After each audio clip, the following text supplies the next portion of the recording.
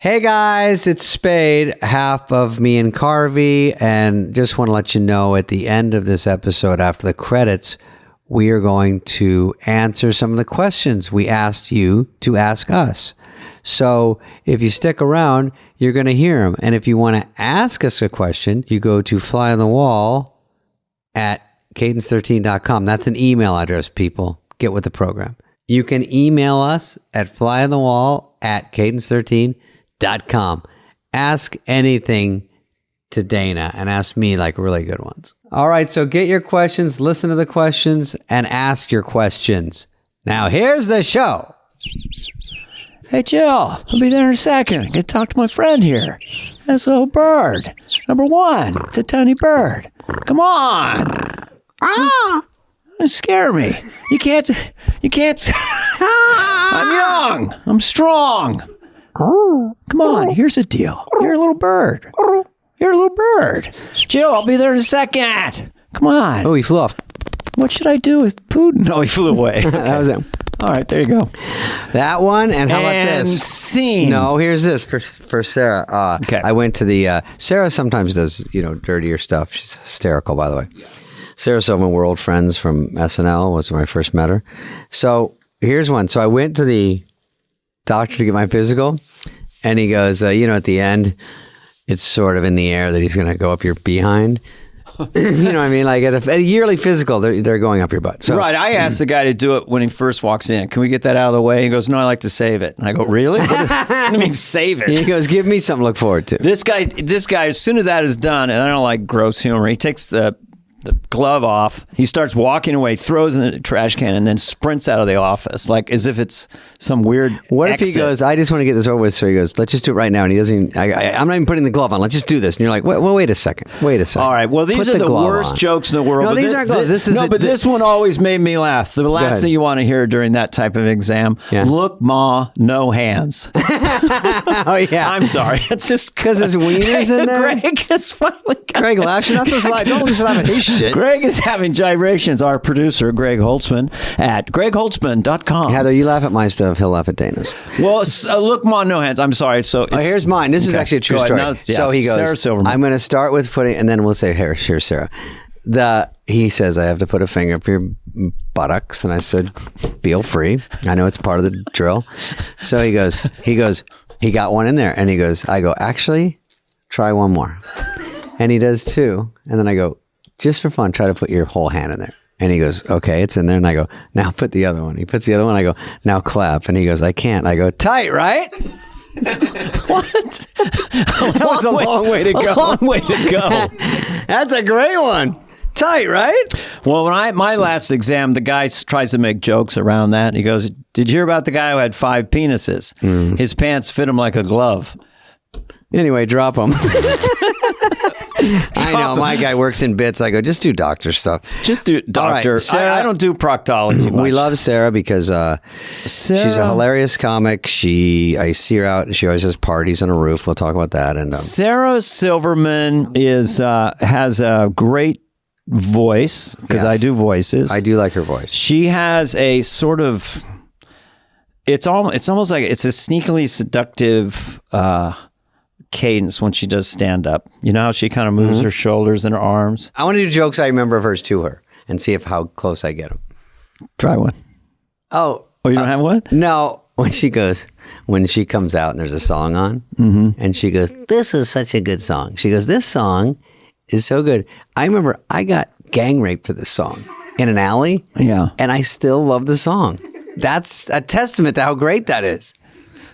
That's what I think. She did something. I won't know the whole Dana thing. Just stares at me. She's canceled, and now we're canceled. We have to ask her because some guy in a porn was whacking off, and when he jizzed, he goes, Sarah Silverman. She's had a lot of stuff about She's got porn. A lot of fans. So we'll talk about that. Sarah Silverman has a great sense of humor. I hung out with her at the 40th, at the party, the 40th anniversary of SNL. And my running gag that night was just checking my phone and saying, you're trending right now. So that was my runner back then. It was a while back. That's pretty good, especially back then at the 40th, because things were just beginning to trend. It was just full of stars. I have a picture with her from that. All right, well, let's hear what she has to say. Action, Sarah.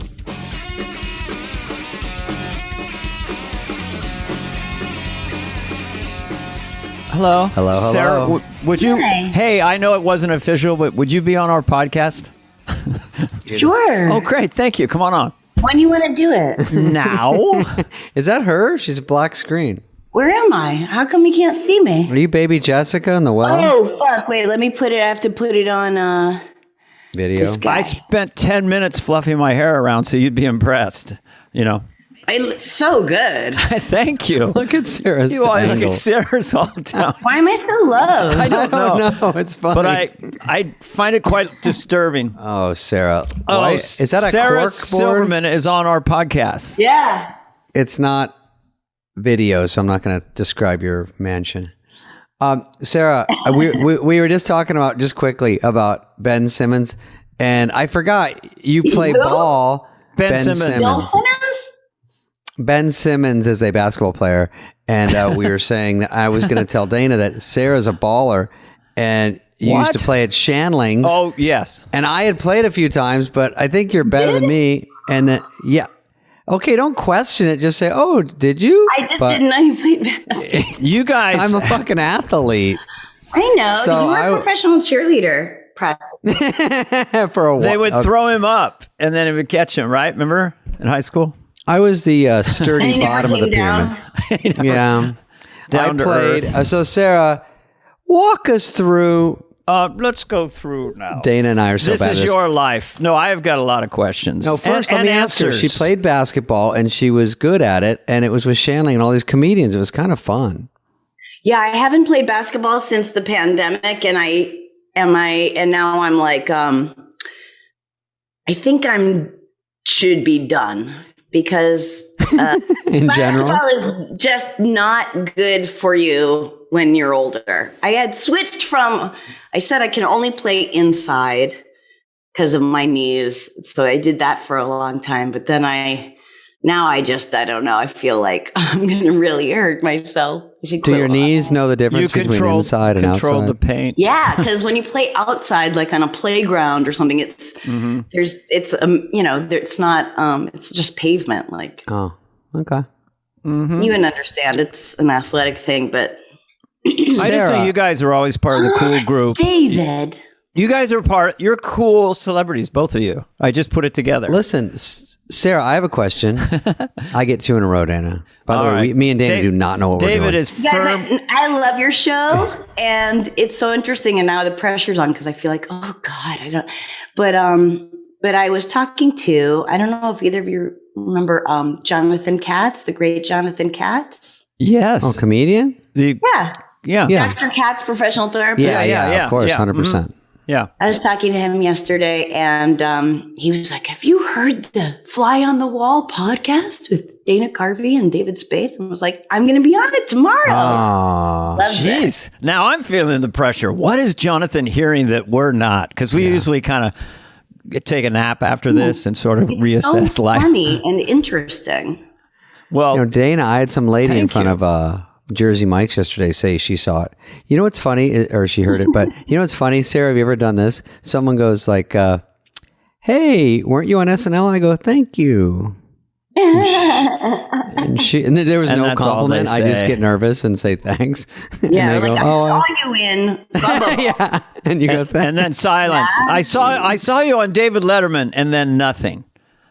That's the most fucked up. I saw you do stand up, and then silence. My waiter at this place I eat, he's German, and he goes, hey, there was a picture of me making Are out you with this. talking about the IHOP on Holloway? No, I wish. That's where I used to go every single day for 2 years. This is another one, and the waiter goes, because I was kissing a girl in a pool, and I don't know, I took a picture a couple years ago, and he goes, hey, and it was in all these websites because she was marginally attractive and I'm sickening, so that's always a story. So they go, this We guy, got to get him to a therapist. I see I it. don't No, like you talking about my No. friend David like that. no, I like me. So I said, I could understand it. Anyway, so the joke was he came up and he goes, hey, little pool party this weekend? And I go, oh, yeah. And he goes, a little fun in the sun, huh? A little splashing around. And I go, right. And he goes, I saw pictures of you. And I go, yeah, I know. Oh, and then hold on. Is this your German accent? Yeah, maybe it's not Germany. Okay, slightly maybe, Germany. maybe it's the Valley. So then he goes, he goes, hey, and then he goes, but then they showed you getting on the water and you look fat. Why do you want them to have pictures like that? I go, why do I want the paparazzi? Do you fucking get how it works? He goes, you look bad. And some of the pictures I was like, whoa, I can't believe it. And I go, you are from somewhere else because you think they take 100 pictures and they have a jeweler's loop and they find the grossest one and go, this is the one we're going with. Run with it. So this is a random fan saying this to you. It's like a friend fan, but he's just, he's very, I think he was half being funny, but he half didn't know that I don't sit with the editorial at Daily Mail and go, I think I look better in this one. And they're like, you know what? Great. If you look better and you like it. The Daily Mail fills so many pages with so much minutia. Yeah, it is crack cocaine. You on that thing, and man, the little pictures on the side, and that guy's in a bathing suit, and they're over there. It's so exciting. There's people on there that I don't even know, and I go, why am I? And they're there every day, and I go, are they paying to be on here? Because there's no reason we should be knowing anything. It's so, I really. It's not like I'm Britney Spears or something. You know what I mean? So it's like, I don't know. If they're around, I never see them pop up unless I were to like Google myself. Like I was, like Sacha Baron Cohen, we were meeting for dinner in New York and he's like, well, if we go here, will there be paparazzi? I go, I don't know. Do you read Us Weekly? Like, who cares? Like, how is that a part of your life? But, it's not really something scandalous. We're just getting some nosh. Daily Mail they're is getting more photographed, ads. right? If you're at a beach in a bikini or you're on a yacht off Italy, you know they got telephotos on you, right? No one should. I mean, I have friends from New Hampshire who are like, do you call them and tell them where you'll be? And I'm like, why would I call them when I'm walking uphill in sweat? Walking my dog, looking like 18 zits on my face. I was wearing a hat and sunglasses and stuff for a while. I don't know. I was allergic to fame. I think at one point my wife said, I don't think anyone's paying attention. So I was like, okay, It is true. It is true. Nor should they. But yeah. But the dirty secret, Dana, is that there are probably 50% of that is called in now. That's what I heard. So like, that's totally crazy to me. But it makes sense kind of because it's places that you never see paparazzi. There's a couple places you kind of know. Mm-hmm. And then it's like they're coming out of the Rite Aid in, Topanga. And it's like, we got them. And I'm like, so you had to call someone, have them drive out there, get them. And then either they split the money if they're a bigger star. But if they're not a big star, they just hope they sell it somewhere. They just hope they get it out there. Well, I remember one time I picked my mom up years ago at the airport. She was coming to visit. And, I was just... And at the airport, you just get like sloppy thirds or what, like there's a paparazzi there for someone big and then they just see, and then the airlines, so I pick up my mom and there's like TMZ or paparazzi just walking the whole way to the car. And I'm just, it's like stuff with your mom when you're a daughter. There's so much, and she's just loving it and talking to them and stopping and talking to them. And I'm like, Mom, let's, but if I, you can't like be upset in front of someone. Let's just get in the car, and she's driving me insane because she loves it so much. And we get in the car and she goes, well, I don't know why you're in such a rush. I mean, they're just doing their job. I said, Mom, the greatest thing that could happen to them is that we get into a car accident and die right now, and they have the last pictures of, like that. That's true. It's not beautiful. Like it's that's so true. Yeah. If it's outrageous, but I mean, I don't care. But it's just like Dana. One time I walk into a restaurant and there's all these like super famous people, and it's obviously they told me later women sell better, because they get in all the magazines and what they're wearing and all that. So I walk in and I go, nothing, guys, and then he does it from the waist. He has his camera and just from his waist goes dish. And just, 2 flashes, and I go, you don't even lift it up to your eye and look through it. And he goes, no, I know what I'm doing. And I go, well, I better see that somewhere. Oh, we're sad little celebrities. I remember Jimmy Kimmel. He said that he actually overheard, like his show had just started, and But he was early on in his, like his talk show just started, and he got like paparazzi'd, and then he walked around the corner and walked past the same guy that took his picture, and he was on the phone, and he overheard him go like, "Man, it's a really slow day." They always check you to remind you what level you are in the business. It's so sickening. Do your feelings get hurt easily in show business, Sarah, or you feel you're tougher than you used to be? I don't think so really anymore. I still, like I get fired from things or unhired from things, and I don't take it too personally. I got hired. This writer director wrote this series that's coming out on a streaming platform. And nice in general.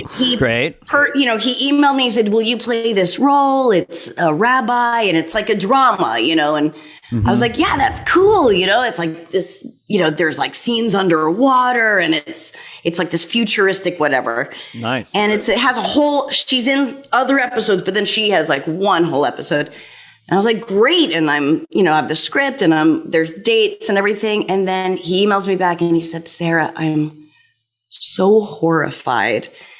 The something plus people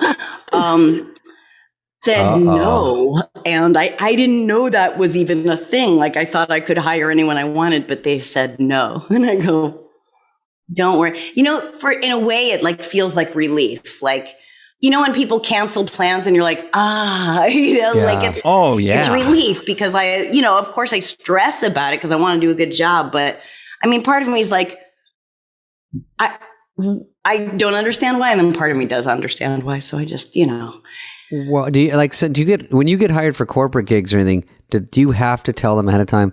Do they know what they're getting sometimes, or do you adapt to a situation? Because with me, sometimes they go, adapt. They know what they're getting, right? So they go, you think they know what they want. Yeah. Yeah, I mean, there was definitely a time where I would have my manager, like when I did the TED Talk that they then wouldn't host.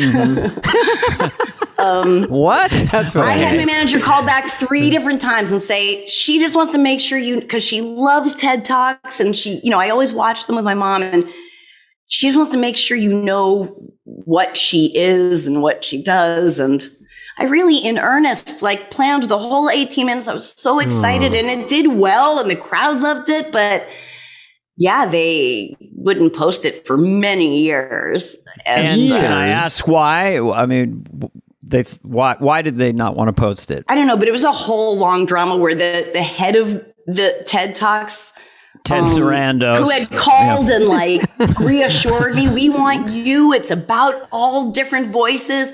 Oh my gosh! Like that was awful. He was like millions of followers, and I was just like covering their ass. Yeah, it was so shitty. He's apologized many times since over the years because, when you mess with a comedian, it's hard because then I was like. Talked about it on like Real Time with Bill Maher. This was like 10 years ago, probably. It murdered him, and he called my manager. Was like, "Could we have a truce?" Sure, of course. Yeah. I did it in such earnest, and then Sometimes someone will tell you at a corporate date, a CEO or something, "Oh yeah, you go blue, man. Go kid, say fuck, whatever you want." You're like, well, okay, I don't even use fuck that much, but I dropped a few. And then the booker is kind of like, "Not good, man, not good." I go, "But the CEO told me to do it." They're like, "That guy didn't even work there." I've had people come backstage and go, "Just fuck around." And I go, "What do you do here?" He goes, "Oh, I'm friends with the guy that booked you." I'm like, "Oh, well, I don't know if I'm going to be going by you because you're leaving right after, and then I have to deal with they don't want to pay you." I mean, yeah, I don't want to disrespect anyone. And like those corporate gigs are like, they suck, and and I appreciate them so much because they're just like, it's like how famous people used to do commercials in Japan. Like it's just this hidden thing where you make money. And you make more than a regular gig, like 3 times. The best you can do is like a C+.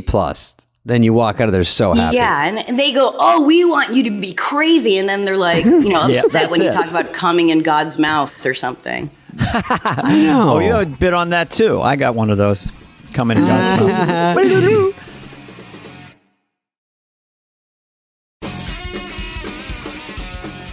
Okay, go ahead. Ask her something good, Dana. I don't know. Something good. Meow, meow. I looked at your stuff today. I saw you on Conan in '93. Oh my God. And one thing that hit me is like They talk like this. you were so cute and so sweet and innocent. It was like, it really was charming. But you were like 21 or 2. You started stand-up at 17. So within 4 years, you're on television. That's pretty good. How did you how did you get that good that fast? A lot of people, it takes 10 years. Were you headlining clubs when you went on Conan, or? No. They just saw you at the Improv. I was just doing set spots around town and stuff. But I got, I'm from New Hampshire. But I went to this high school where they had assemblies and they'd let me do like 3 minutes, Fun. at assemblies and stuff. Or like my math teacher would let me tell like one joke at the beginning of class and then I had to be quiet, and that was our deal. But, but when I moved to New York, I went to NYU and I just went for 1 year because I've always been a very good student. I've never not done my homework, but then I was working at a comedy club, passing out flyers from like 4 p.m. to 2 a.m. every day, and then going to classes. And I was sleeping through my classes, and I'm not like that student. Like I was like pinching myself, trying to stay awake. I couldn't keep my eyes open. And my dad said, if you quit college, I'll pay your like rent and utilities, like $450 for the next 3 years. Like it's your sophomore, junior, senior year. And then you're on your own. So it was a great deal because I did steal classes because I had all these like numbnuts friends that were like rich and going to NYU and didn't even want to go to classes, So, but then I could just really focus on stand up. And then by the time I would have graduated, I was working with you on Saturday Night Live. But I was only there 1 year and then I got fired. And then for a while, I didn't know if I was in show business anymore. Were you kind of like Woody Allen, Stephen Wright sort of influence in the early days, or who were you kind of looking up to as a stand-up when you started? I mean, Steve Martin was my idol. It's funny because in the house I grew up in, my room was like the attic, and on the ceiling in pencil I wrote "I love Steve Martin" with a heart around it. And it always was there. And then my mom died, and my sister sold the house, and the realtor came to one of my shows in Boston and brought me a picture. They redid the whole house, but they saved that one square of ceiling, so it's still there. Wow, he was a big one for me too. I knew all the albums, and it was the first thing I was memorizing. Oh my God, I just love him so much. But I don't know that I was like him. I don't know who I was. I imitated all the people influenced around me in the beginning before I Dice. You remind me of Dice. When I see my early stuff, I'm like, they talk like this today. I'm just really earnest. And the great one-liners though. Great one-liners though, which I can't write. So when someone writes a great one-liner, like Woody Allen or Stephen Wright, those two, and you have that skill set. So my mom had a Woody Allen double album where he's at like a nightclub. He says like, this watch is very special to me. My uncle on his deathbed sold me this watch. It's all that misdirection. Yeah, sure. So they saw you. Had you done any gigs? Like when I was doing stand up, I only got to New York once.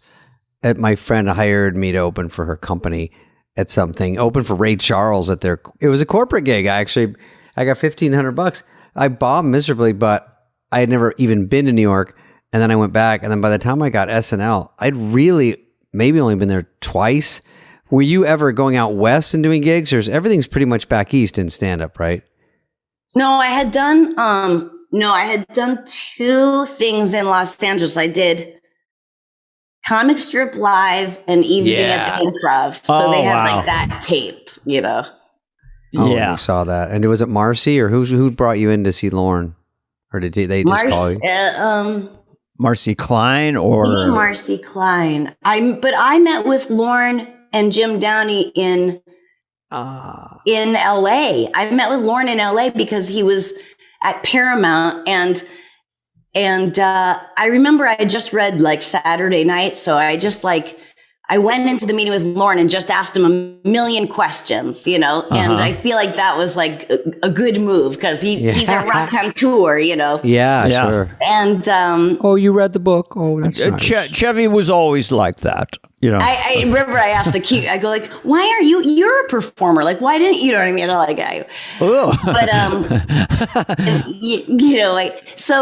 And then they invited me to the Coneheads premiere. Nice. And that's when I found out I was hired as a writer. Oh, I was there. And there weren't phones or anything. So I was like, I just went to the bathroom and sat in a stall and was like, I'm just going to call my mom, Yeah, and you so they told you at the Coneheads premiere, and then you didn't know what to do with that? You're like, I can't even focus on this stupid movie. So fun. Wow. So your first week there, I mean, who did you hook up with? I mean, did you have friends right away or someone you knew from stand-up, or were you like a lone island? I was hired with David Tell and Jay Moore. I knew those two from stand-up. Mm-hmm. And Norm Macdonald was hired too, who I loved, but I didn't know him well. And I got to know him there. So you came in with 3 other newbies, right? So 4 of you that were coming in. Yeah, new? but I was the first day. Lorne matched me up with these 3 writers who were also my age and new: Dave Mandel, Lou Morton, Steve Lookner, who's become like a right-wing. He found his little niche, and Lookner. I remember. And show business doesn't give you what you feel you have earned because you went to the Harvard Lampoon. It can make you bitter, and then you go, the right finds me real funny. But I'll look you go where the love is. I'm fascinated. How do you spell that, Steve? Okay. Oh, I know Lookner. But anyway, he said, you all hang out. You're all 22, and and they're all from Harvard. And we spent the whole day together. We went to the cafeteria, which I don't think I ever went to again. And at the end of the whole day of hanging out, I remember one of them was like, so what are you, like a typist? They thought I was one of the typists. And I was just like, no, I'm a writer like you fucking asshole. Wow, what? They don't realize there was like a Mad Men room where there was 4 girls typing the sketches for you. Yeah, I mean, computers existed, but not there. It was like you wrote in longhand on legal pads, and it looked crazy, and you can't believe anyone can follow it. And then these genius typists in a room of typists. Claire. Like an army. It was they go through it. Ellie, Claire. I remember writing on those legal pads because you just had like a wooden desk and a legal pad, and they're like, okay, see it read through. And you go, what am I doing here? I don't even know how to write a sketch. I don't know anything. And you got to figure out as you go. I guess Dana was gone when you got there. Yeah, he had just left. And I remember I saw you came back one day and you came down like an elevator that I had never seen before and got off of it. And I saw you walk with a few people and I was like, really? A secret elevator? You came back for a victory lap. No one tells you your way around. No one tells you how things work. Like I remember I got my first sketch that I had written by myself on, and I was so excited. John Malkovich was the host. And it went great in dress rehearsal. And then this was my first time having something. So then we're all sitting on the floor in Lorne's office after dress. And I remember I was on the floor and Malkovich was sitting in a chair next to me high up. And he looks down and he goes, I'm so sorry. I really messed up a line in dress. And I go, don't worry about it. You'll get it on the air. It'll be great. And Mike Myers goes, it's cut. Look, it's on the left side of that line. It's like, it's cut. I have no idea. I just, no one tells you. You're thrown in, Right. You walk in after dress and they had picked for the audience, they picked the sketches while you sweated out outside the door.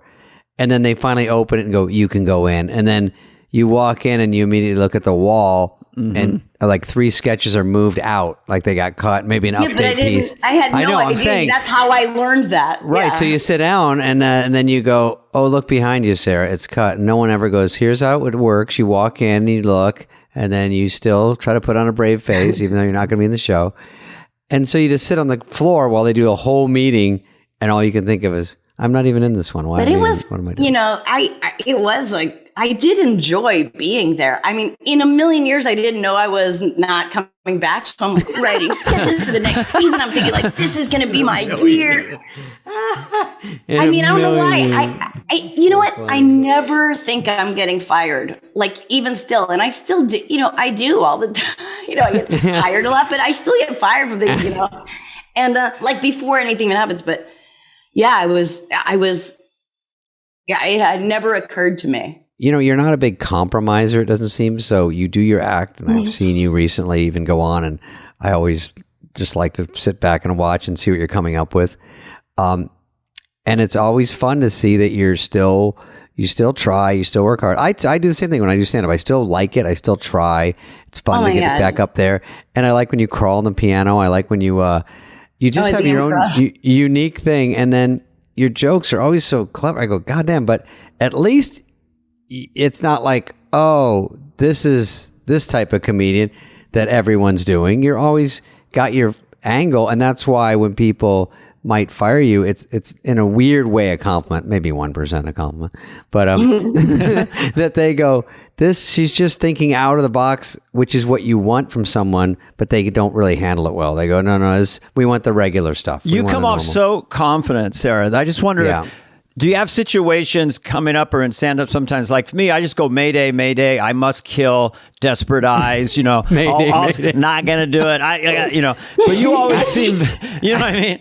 Just like, well, that's better. But you seem serene and confident. It's very pleasant to watch. And I think part of the reason your specials were so well received is because you're not pushing ever. You're letting the audience come to you. I mean, is that intentional? It's just your nature, or because you do seem so calm and confident doing stand-up. I mean, I don't really I don't feel that way, but I definitely have learned from so many people. Like when you said that, it makes me think of, I remember seeing Chris Rock at the comic strip years ago. And it was before he was who he is now, like pacing and louder and like, everyone changes and grows and, but he was quiet on stage and he'd go on and like the comic strip was like, it's like a zoo. Like the audiences are crazy, Yeah. And he would just start and not be loud to get the audience to hear him. So it was like there was no desperation, and if the audience missed the first 2 or 3 jokes, that's their problem. And so they all got quiet and leaned in, and I noticed it. I was like, oh wow, he's so much more powerful being quiet than going like, I would be like, hey everyone, dogs are funny, down, and that's like what a teacher would do. Like it's sweaty. Like an audience they don't know, they couldn't probably articulate this, but like an audience can smell desperation, Right. So it doesn't help you to like, you've got to get yourself in a place where you're like, all right, not for everyone, but the last thing I always say right before I go out, if I remember it, is have fun. And I remember telling John Lovitzak, he credits me with coaching him, but I only gave him a couple tips, but it's very sweet about it. But I said, John, remember, you got to have fun right before you go out. Thank you for saying that. It saved me so much time. And the other thing was, it makes a huge difference to remember that. Massive. You can forget in a second, and then you're 5 minutes in, and you realize I'm not having fun right now. What happened? Because you got up on it. They pick it up, but John also said, you're honest. They also like appreciate that. Like I feel like there have been a few times where I'm like, for some reason or whatever's going on in my life, and I'm not a big crier, I was like sobbing that day and thinking like, and then like thinking about how I have a spot that night, just being like, I don't feel funny, like nothing's funny. And those are always nights I have good.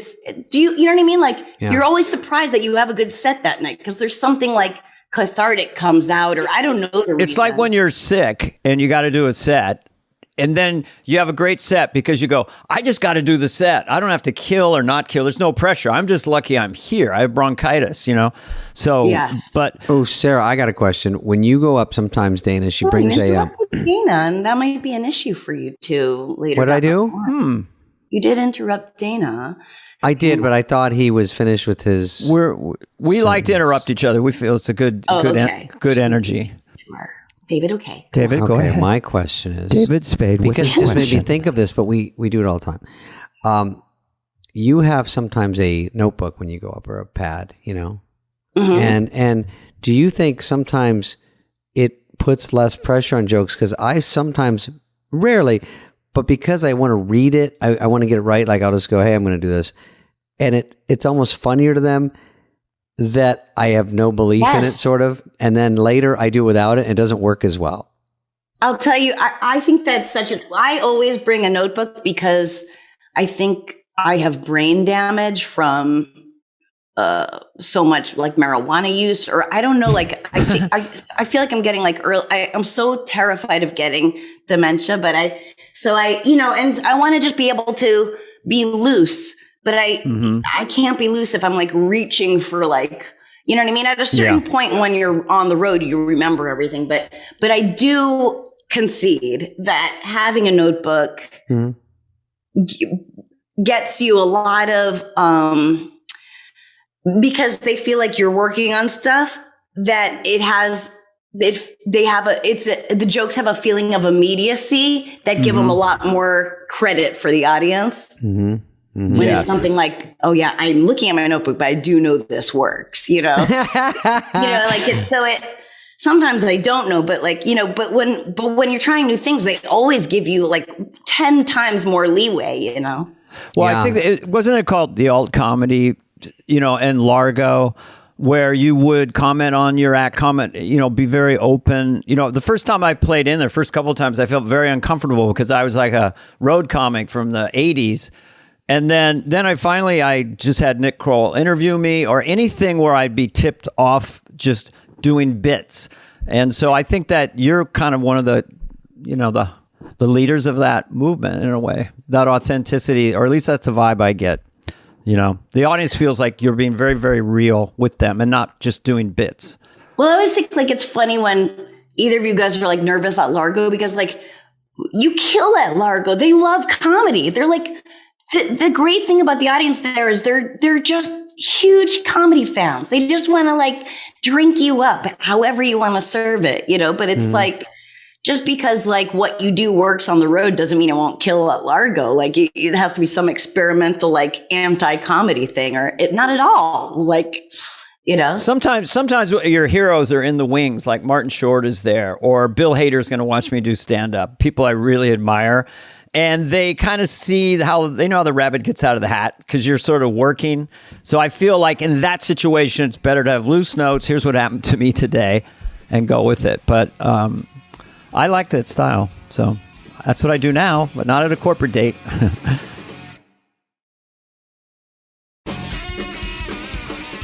Flanagan's coming over at 12:30. That's the guy from Largo. He runs Largo. Yeah, Flanny. I heard you guys talking about him. He's great so guy. sweet. Yeah, he's Do as you good as they think come. on SNL, would you change anything when you were there? Because you only did a year. You didn't have a prep because you remember. I thought I was coming back too.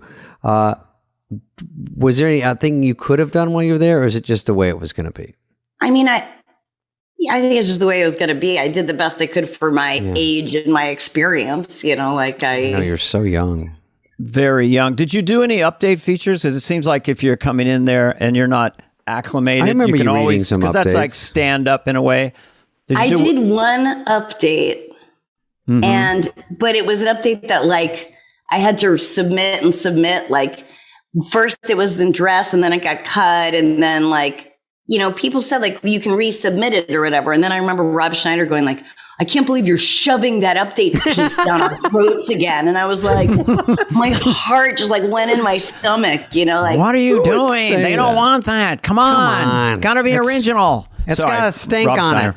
It's true. I didn't, and I wasn't, I was a kid, and I felt like I was working with grownups. And then I felt like these grownups can be so mean. Like, I didn't know grown-ups were that way, you know, because I had only been known grown-ups to be like friends' parents, you know, not like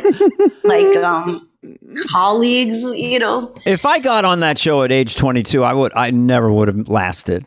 I would not have had the confidence or the experience to do it at that age. You know, Eddie Murphy did it. He was amazing at 19. That's still like a shooting star. I can't. There's never been anyone that confident at 19. But yeah, but for you, I think it was just your age, because I think you should go back to that show now. And I was so earnest. And I remember I wrote this sketch that like had some like said something like, you know, I can't remember what it was, but it was like, had like, you know, it was about like racism or something. I was trying to like earnestly like use comedy to say something, and which is just not. And then I remember at one point I had Farley said like "no" or something like that, like D''OH, and he just went at the table where he just went "dough." No, was it a dough? Do you think he took a dive, or did he do it on purpose? 100%. That's it was horrible. just like so. What a you know, stab. just whatever. But I think my best there was like on punch up nights, because I contributed well and like punch ups, and I was so in love with Jim Downey. It's like heartbreakingly in love with him. But you know, he was like a, you know, and does he know about this, or is he hearing this from this podcast? No, I'm sure. I'm sure I came on very strong in my own way, but he was like a grown up, you know. But I remember writing a sketch and saying, like, "Can you help me with it?" And he said, "Yeah." And I think it was when Martin Lawrence was hosting, because his friend wrote there and was like, Bowman, or I don't know, I can't remember. John Bowman, one of Martin's friends. Yeah. Maybe one of Jim Downey's friends. Oh, so then they were hanging out in his office, and he said, "Just wait outside my office until I'm done here." And I fell asleep, and then I woke up, and it was the morning, and he was just coming out. And I go, "Are you ready for me?" And he's like, "For what?" And I go, "I gave you my script." And he's like, I don't know. I don't have it. Oh. Downey? But I mean, you know, I love him, though. I mean, of course, I still love him. It's like a teacher. It's like you being like a college girl, and that's your professor. Right. Yeah. Yeah. Jim is definitely one of the smartest people I've ever met. I've met a lot of smart people. Oh my God, I loved him so much. Yeah. And but it was a different time for sure. Wouldn't you say, David? A different time? 1,000%. I remember. Didn't you stab Franken for some reason? I did accidentally. I just read that. Stabbed out Franken. Okay, so I always for some reason sat next to him at table at Punch Up, and you know they had those really sharp pencils and a big thing. Yeah. You know, and I was like leaning back, and like I had my pencils all sharp, and he had like a really big like fro, you know, big Jewish hair, and I remember just like my brain was drifting, and I just thought like, oh, I could like stab this pencil through his hair.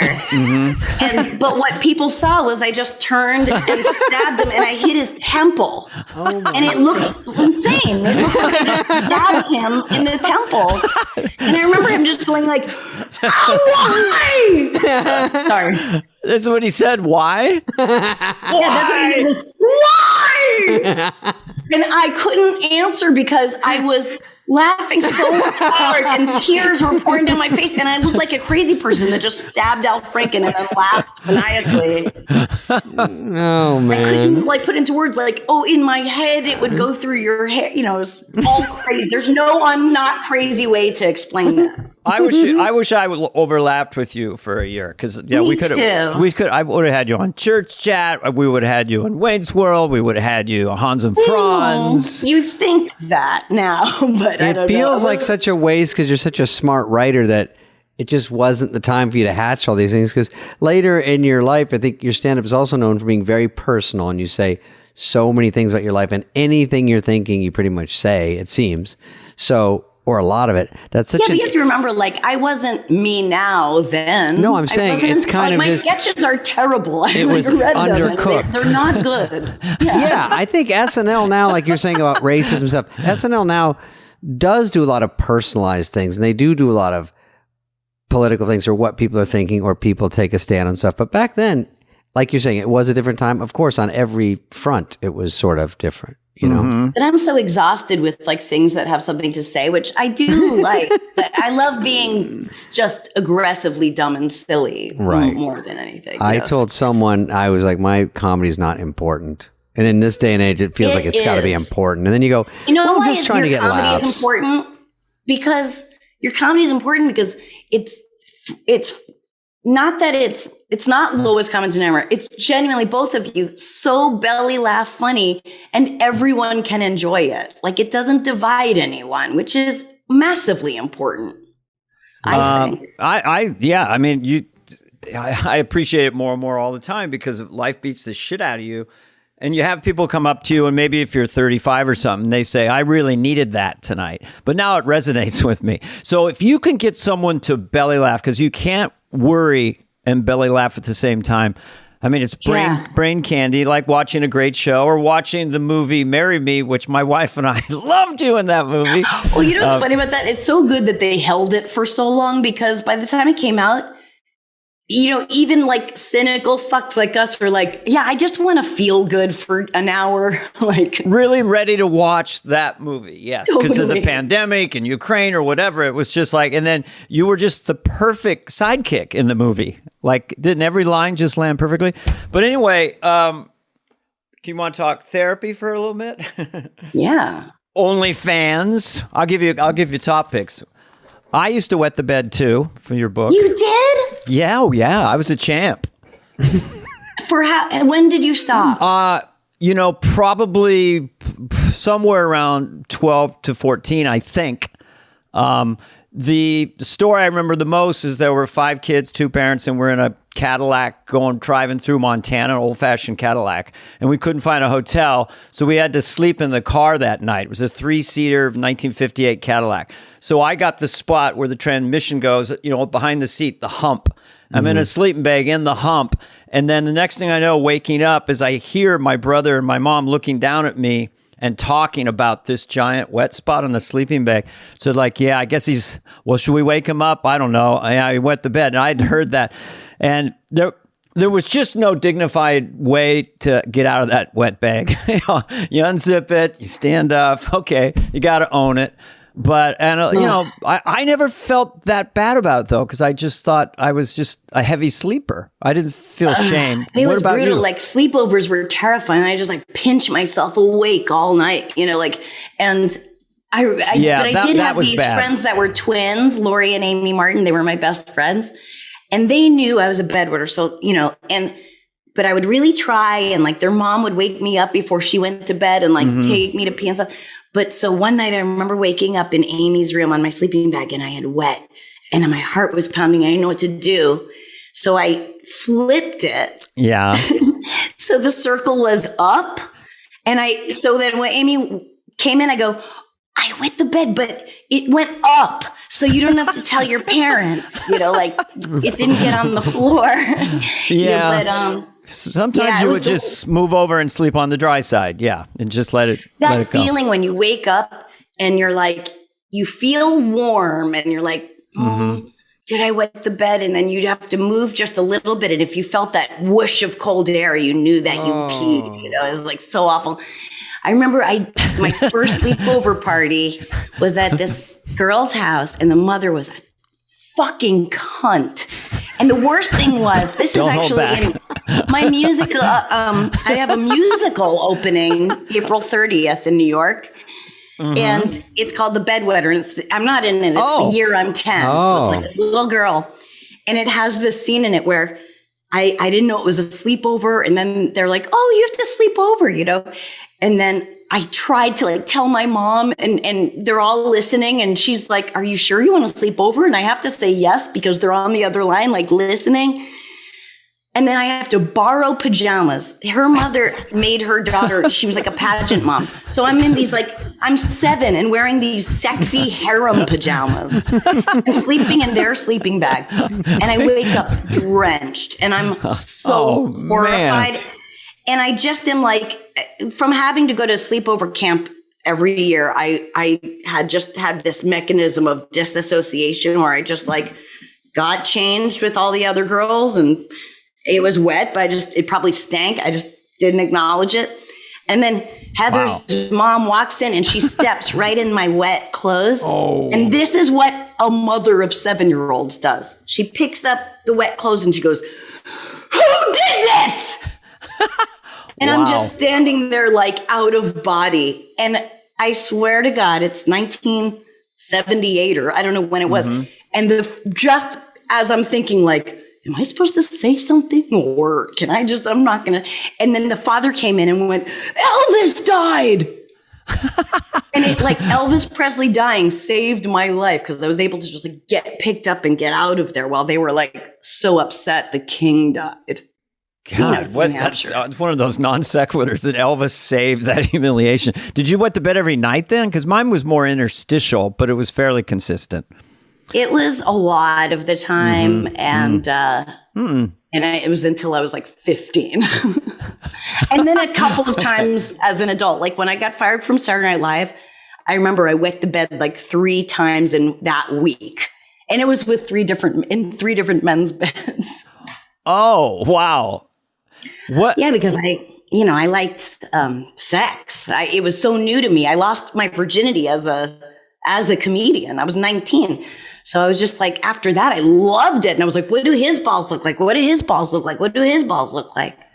Now, did you, were your friends like that as well at 19? Like, would you call yourself promiscuous at that point?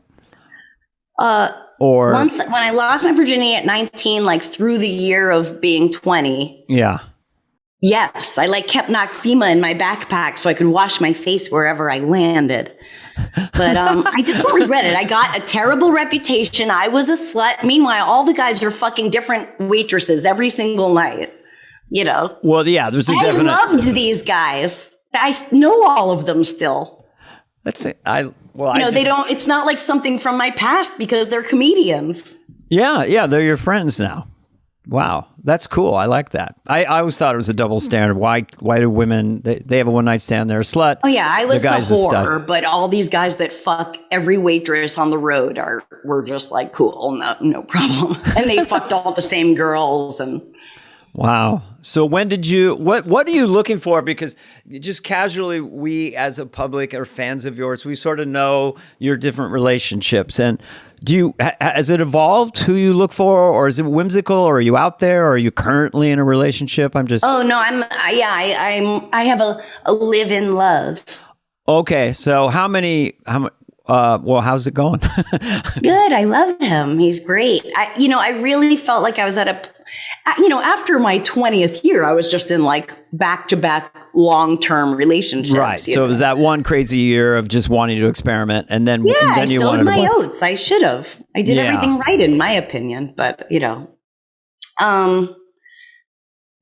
great. He's a writer producer. He's so funny, and I really was at a place where I really felt done. Like I just feel like I don't want to.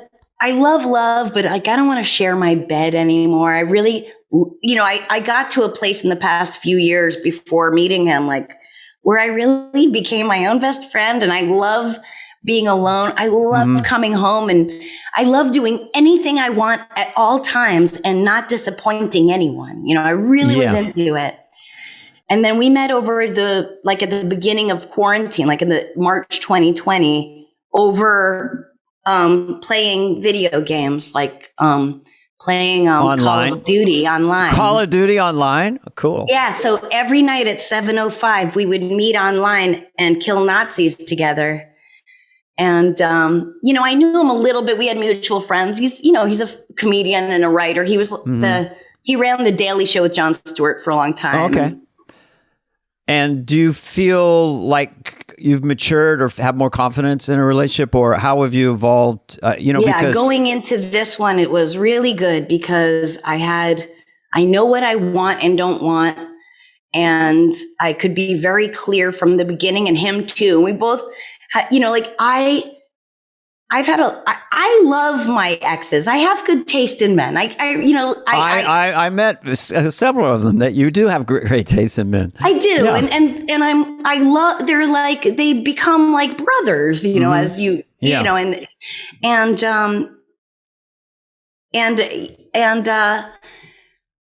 but with the reason why they didn't work out, I don't know specifically each thing, whatever, but I always felt like I was disappointing. I tried, it's always my goal to be the best possible girlfriend.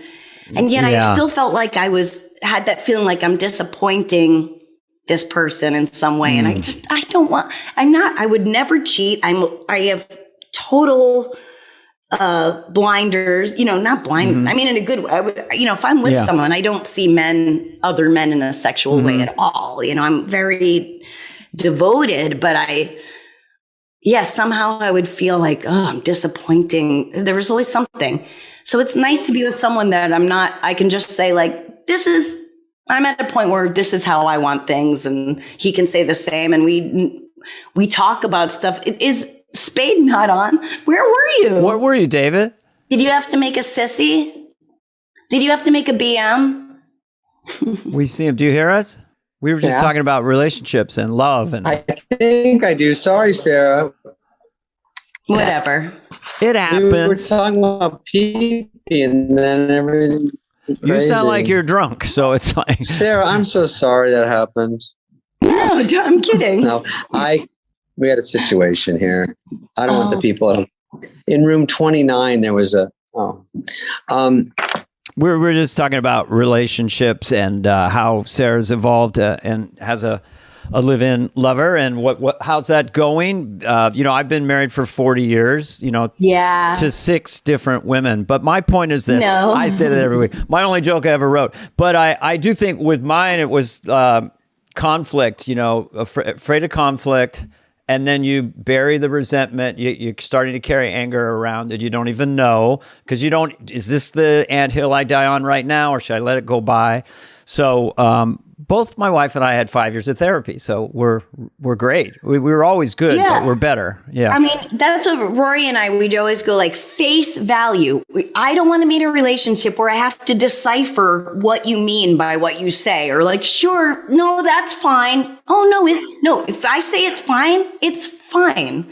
And, it's my responsibility to say like, I have a problem with that, and not go like, okay, I mean, I just can't with that stuff. Yeah. Like, so we just go face value. Like, what I say is what I mean. And that's how I would only expect you to take it, and it cuts out a lot of bullshit. If you get into a place where you're actually both trying to open the door for the person and it's really organic, like I just really want to help my wife and she really wants to help me, and we're codependent in a positive way. If you have a narcissist and an empath and they get together, all hell breaks loose, because the narcissist can't help it. They don't know they are, and they start to harvest and use and abuse the empath.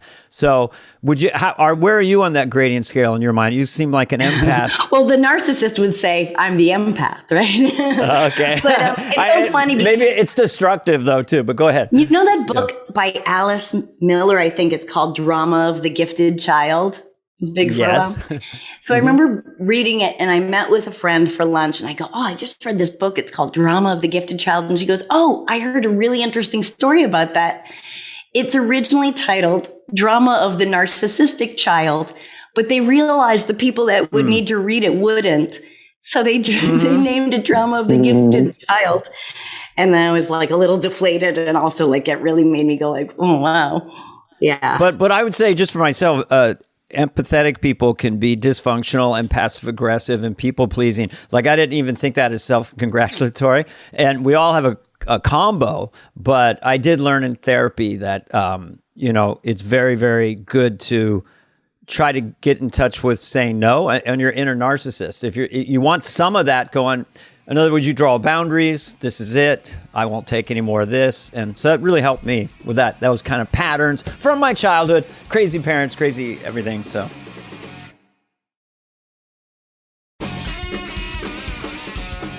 It's funny. Somebody called into my podcast yesterday about sex workers, like just saying like, you know, I don't know how to feel about like porn and sex workers. Like they should, you know, do what they want, but aren't a lot of them have like really traumatic pasts? And, you know, and I don't know the answer to this, but I was talking about it. I go like, it's so funny because yes, they probably have common trauma, but so do comedians, so do actors, so do politicians. Yeah. They have common traumas that drive them to want to do the X, Y, or Z, you know? Yeah. All right, guys. So, well, I want to mention Sarah Silverman's podcast, which I watch, and it's really fun on YouTube, you know? Oh my gosh. So you've been doing that like during the pandemic, couple hundred shows or? That's when I started. I was like, I couldn't do stand-up. I couldn't fathom doing stand-up on Zoom, like, you know, and then I was like, I'm going to have to do a podcast because I didn't know where to put this or like even to like make a living is stand-up, you know? Yeah. And keep your mind sharp by, you know, improvising and stuff like that. Yeah, I like it. I mean, the only thing about it is that it's never ending. You know, like I think I just did. You don't get a bunch of episodes and then take a month off, or you're just consistently churning them kind of? Like I just shot this show and I had to take 2 or 3 weeks off. So, but what I do is I talk forever and then they take out anything that can be evergreen and save it. So I do like stockpile stuff that isn't like from this moment. And then like when I go to New York to do the musical, The Bedwetter, which opens April 30th at the Atlantic Theater. Based on your book. Yeah. Yeah. It's a little bit. Yeah. 1 year. And BB Newirth is playing my Nana. Oh, nice. She's incredible. I was thinking she's too old to play 10. Yeah, no, she's like a young, sexy Nana from like with a Boston accent. And Sarah, you get calls on voicemail and then you listen to them and answer them, right? Yeah. So we'll bank. I like banked some when I did my last one. I did like a ton of ads. The ads are a little soul killing, but like I do look through them and like if they really have a bad, like Better Business Bureau grade or something, I say no, but I do a lot of them. I kind of like doing them. I don't know why. It's fun because you get to have like be a broadcaster. They seem fun. Remember when Johnny Carson would hold up Alpo and stuff like that? You know, it seems kind of just to go right at it. But it's really fun to watch that show. And your clothes change a lot, I guess, because they do edits. Because like you have a blue shirt on, and then they do a cut, and then you have a yellow sweater on and stuff. Yeah, because it doesn't matter with podcasts. Nobody cares. Mostly people hear it audio. If they watch it on YouTube, you'll see me in different outfits because it will be like stuff from this week, that week, this week. You know, like. More evergreen things will just be from other weeks where I just go and go and go, you know, but, the calls are like, sometimes they're so sad. And and I have to remember, like, I have to try to be funny at some point in this episode. This is like, but I also like, I'm so sorry your, grandmother. Sometimes you're just giving great, serious advice, which is kind of cool, you know? Yeah, it's different for me. It's funny because I did like, this more political show on Hulu. And then I did a pilot for a political show on HBO. And again, I'm like shocked when they don't pick it up. I'm like, what? I always think I'm putting gold in their lap because I like it, you know? But now I have no desire to do I just want to do dumb, silly stuff because I've got the podcast to talk about whatever I want to talk about. And I agree. I just want to laugh. Big, silly stuff that's just, I watched the second Pink Panther because my mother-in-law was in town, loved slapstick with Peter Sellers, Revenge of the Pink Panther. And it was just seeing her laugh at 91 from Dublin, belly laughing, crazy. And then I started to do it, It's such a joy, those kinds of old-fashioned movies, just silly, big set pieces that are relentlessly... Everything that could go wrong does go wrong. And Peter Sellers with his whole thing. Anyway. It's like Super Dave. Like he was like the... Yeah, he was for me, like I never was really into physical comedy, but Super Dave is total physical comedy. And he made me laugh so hard. Yeah, he was. You knew what was coming, but it didn't. It didn't matter. There's something primal about it, falling down and stuff. Yeah, my niece sent me a video she took of my dad. She showed him like a Triumph, the Insult Comic Dog special, and I thought he was going to die. He was laughing so hard. The Star Wars one or the dog show? I love the Star Wars one, but it was like a political special he had done. Yeah, Robert Smigel strikes again. Oh my God! Yeah, those are funny. They're just so man on the street. He's talking to the guy in the Darth Vader thing. And he's like, "What does this button do? Call your mom to pick you up." That's the best one. All right, we should let Sarah go. She's been a good sport. She's got a big night tonight. I do? No, I don't know. I was just asking. What are you going to do after we finish this podcast? Lanny's coming over to see my house because I just bought my first ever house. Woo! Yeah, so he's coming over and we're gonna have a little lunchy, and then walk the dogs. Whatever. Let's end it earlier when it was better. When I talked to Jonathan Katz, he told me a joke he had just made up, and it was so funny. He said, Sarah, I think we can all agree the worst people in the world are child pornographers. I go, yeah. And he goes, I think they should be prosecuted as adults. I just felt like that's such a perfect joke. Yes. All right. Well, Sarah Silverman, David Spade. You got a joke, David? No. I don't think so. Okay, ready? Here's a joke. He's always got something. I said it's the 90th anniversary. No. It's the 90-year-old couple. Oh, no. You know it? No, and it's their 60th anniversary, and the wife wants to do something special. So she tells the guy to get in bed, and she's got a surprise for him. So the 90-year-old woman, she goes in the bathroom and gets naked, except for a cape. She puts on a cape. And then she pops out of the bathroom and gets to the foot of the bed and goes, "Super pussy." And he goes, "I'll take the soup."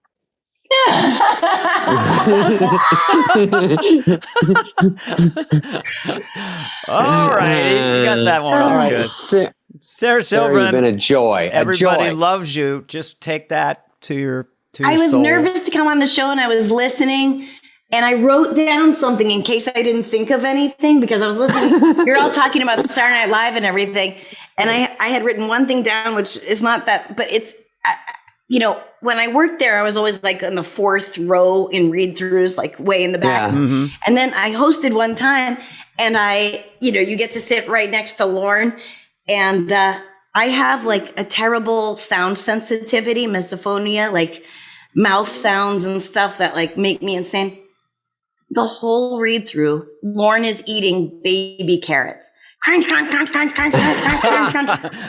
I was like out of body experience. Like it makes me like I can't even concentrate on anything else. I tried to like slide the platter away, like without anyone noticing. He pulls it back, crunch, crunch, crunch, crunch, crunch.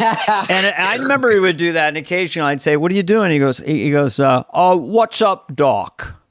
Sorry, Bugs Bunny. Bugs Bunny. Lauren doing Bugs Bunny. So stupid. It's that thing of like you're chewing. That's funny. Audio sensory, bedwetting, tactile, new live-in boyfriend, having fun. We said it all. We kind of did it all too. All right. Well, thank you, Sarah. Okay. See you. We'll end it on one of these. All right. Thank you, Sarah. We have 5 endings. Bye. Bye, Sarah. Bye, hon.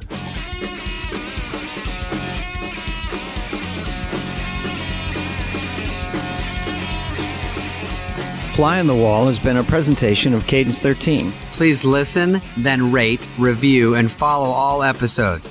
Executive produced by Dana Carvey and David Spade, Chris Corcoran of Cadence 13, and Charlie Finan of Brillstein Entertainment. Production and engineering led by Greg Holtzman, Richard Cook, Serena Regan, and Chris Basil of Cadence 13. Rumor has it. Adele. I love Adele, yeah. What a voice. Johnny Byrne, your question was not about Adele, but you say, "Hi, David and Dana.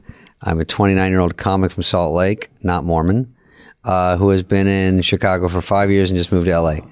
I'm sure you get this question a lot, but what advice would you have for someone who aspires to be on SNL?" That is a common question, but The only answer is, and I get the question a lot about being comic, is they have to find you. I think there's no secret advice from me. Maybe Dana has more. He knows more than me. But if you're good, even other comics will help you get on other shows. Even people go, you're good. It's kind of a weird thing, but someone will say you're good, and someone will say to their agent, maybe you should check this guy out. And just getting stage time is probably my best advice, as much as you can. Yeah, first of all, make sure it's a passion, because show business will break your heart. They used to have people come to our college, San Francisco State, wasn't a real college, and they'd be like a regional actress or did a couple commercials. The first thing they'd always say is, if you can do anything else in your life besides show business, do that. Only do that if you can't live without doing it. So first of all, you got to have the passion.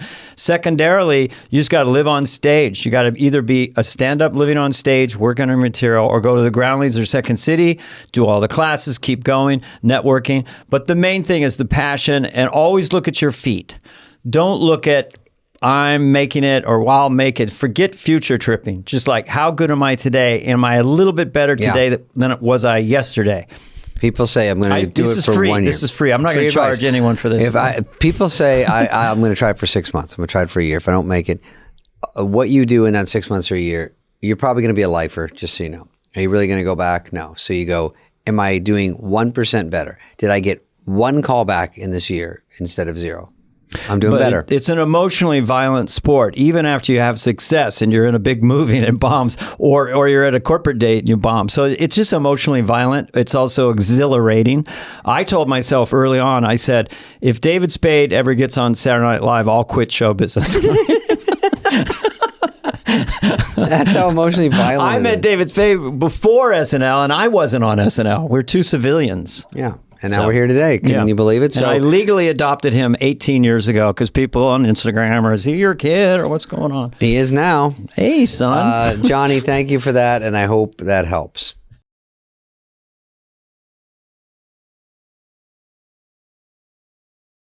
Tina Fey. Tina Fey, yes. Tina Fey, one thing I remember about her, just a quirky little aside, I was on Oprah, the one and only time, with Tina Fey, Chevy Chase, Jane Curtin, and Tracy Morgan. And one thing I remember, they go, Chevy's kind of weird. They asked me to try to really be animated on the show, like just be funny rather than be interviewed, because they thought Chevy was kind of quiet or weird. Oh, they wanted you to amp it up. Yeah, amp it up, because we're scared, you know. But anyway, I remember Tina just telling me afterwards she was going to the airport on a regional jet, and because when you do Saturday Night Live, Lorne Michaels always had the Paramount jet, and but she never went on it because she said it was like a flying car, scared the shit out of her. The Paramount jet? Yeah, I was fucking just jizzing to get on that thing. Jet. Oh yeah, I got on that thing. I know, because sometimes they're so small, it's like an MRI with wings. You just lay there like kang kang kang kang cow. What you don't want to hear, because you can hear stuff you don't hear a commercial jet, and I fly commercial all the time. Sorry, first world problem. But is that if there's something wrong, you hear it. So I've been in a private jet, just two guys up front, look like they're 26, right out of film. Aviation school. Yeah. And then all of a sudden you hear, pull up. Oh, I've heard that too. Pull up. You know. Have you heard this? Traffic. Pull up. Get out of the fucking way. Sense memory of being in high school, getting busy with a woman. She says, pull out. That was a joke. That was all that way for that? Oh, no, that was an ad lib. It's got a half smile. We have editing capability. I would say Tina's so lovely, smart, quick on her feet. We do voice text sometimes. Always just casually, very funny without trying. So love talking to her. Reeks of intelligence. Yeah. And I just did an animated show with her called Mulligan, and voiced a character. And she was on the Zooms a lot. So she's really funny, has great voices. And of course, her Sarah Palin moment historically as a match between a person and a character was, maybe the top political match. I did Perot, but I needed a nose and ears and stuff. But she was like... And now you look exactly like Perot. By the way, there's a really good script out for a Perot movie or series on live streaming from a really good writer that they want me to do, but I don't have time. They go, why not? I go, well, I got this podcast with Spade. Cut to Spade running to the audition. Can I finish one time? It became James Brown at the end. Can I finish one time? All right. Tina Fey, let's Tina chat. Fey, the one and only, the lovely Tina Fey. Enjoy our conversation. Thank you.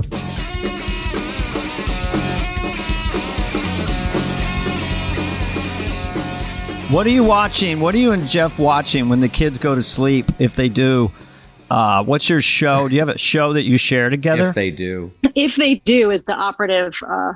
Right, they're teenagers, right? So you never know. My older one's 16. I'm going to try 1 year. And my little one's 10, and she's just like, we're up, right? We're up forever. But we watched forever, right? Forever. We're doing this? You're like, no. Great British Bake Off is what I'm watching right now. That's what you're watching right now? Well, I will tell you what I've been watching with my kid is I've been watching Baking It. If you like Great British Bake Off, check out Baking It, hosted by Maya Rudolph and Andy Samberg. Oh, really? And do they have contestants that win or lose? Like there's a reality show component? Yeah, it's a reality show. Amy Poehler produces it. It's real sweet. It's sweet-natured, like Great British Bake Off. Like nobody's mean or sneaky. I feel like I need to make one. And I like that too. I've seen Great British Bake Off. Boy, I wish I'd make fun. Paul Hollywood. So we've entered the phase, like you're talking about Andy and Maya doing that all careers have at least 5 things they're doing simultaneously. There's no more ever, unless you're Tom Cruise. You just do Mission Impossible and jump out. Hang on. You do Mission Impossible for 7 years. Tina! Like we did one of your side projects. We might as well promote it. Mulligan, a cartoon that was really fun for me to do with Robert Carlock and Sam Means and Tina. And it'll be on maybe in 2022 later or something. 2022, I think. Yeah. Animation takes a long time, it turns out. Yeah, Tina, I heard that. I'm going to jump in on the British Bake Off. Yeah. I'm a little behind because I've got a lag.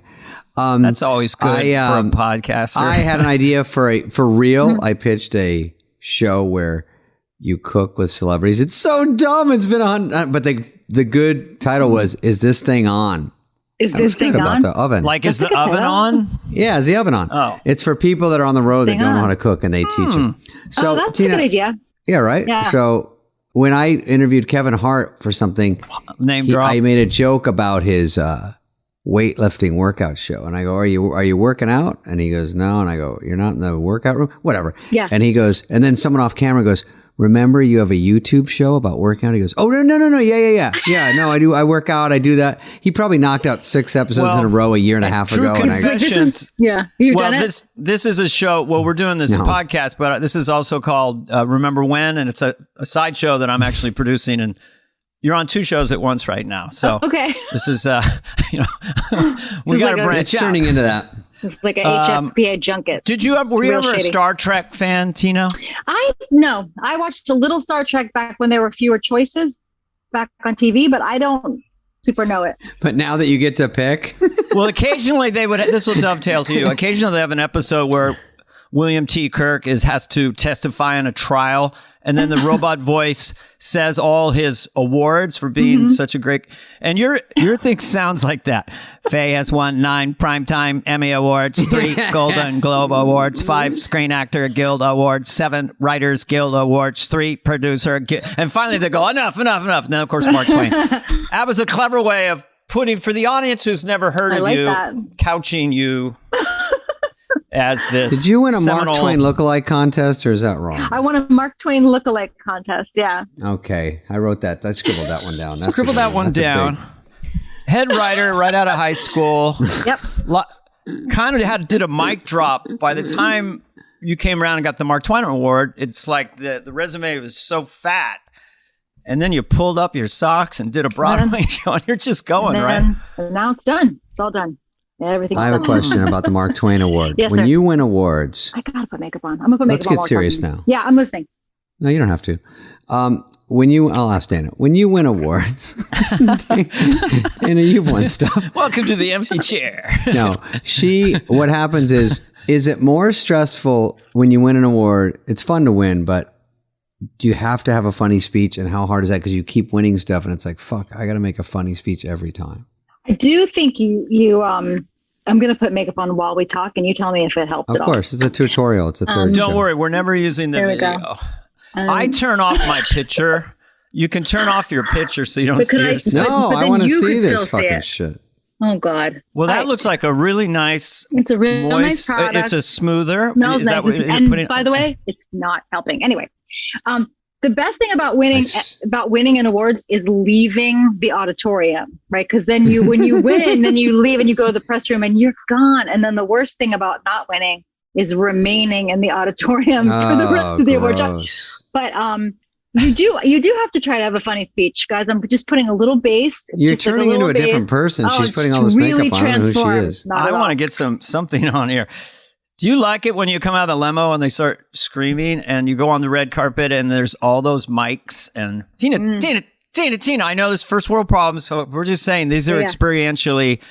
I mean, I broke out in sweat when I was nominated the first time. I was sitting, Lauren was behind me, and I thought I might have to go up there, and I literally broke out in a complete soaking sweat of nerves. I didn't win, thank God.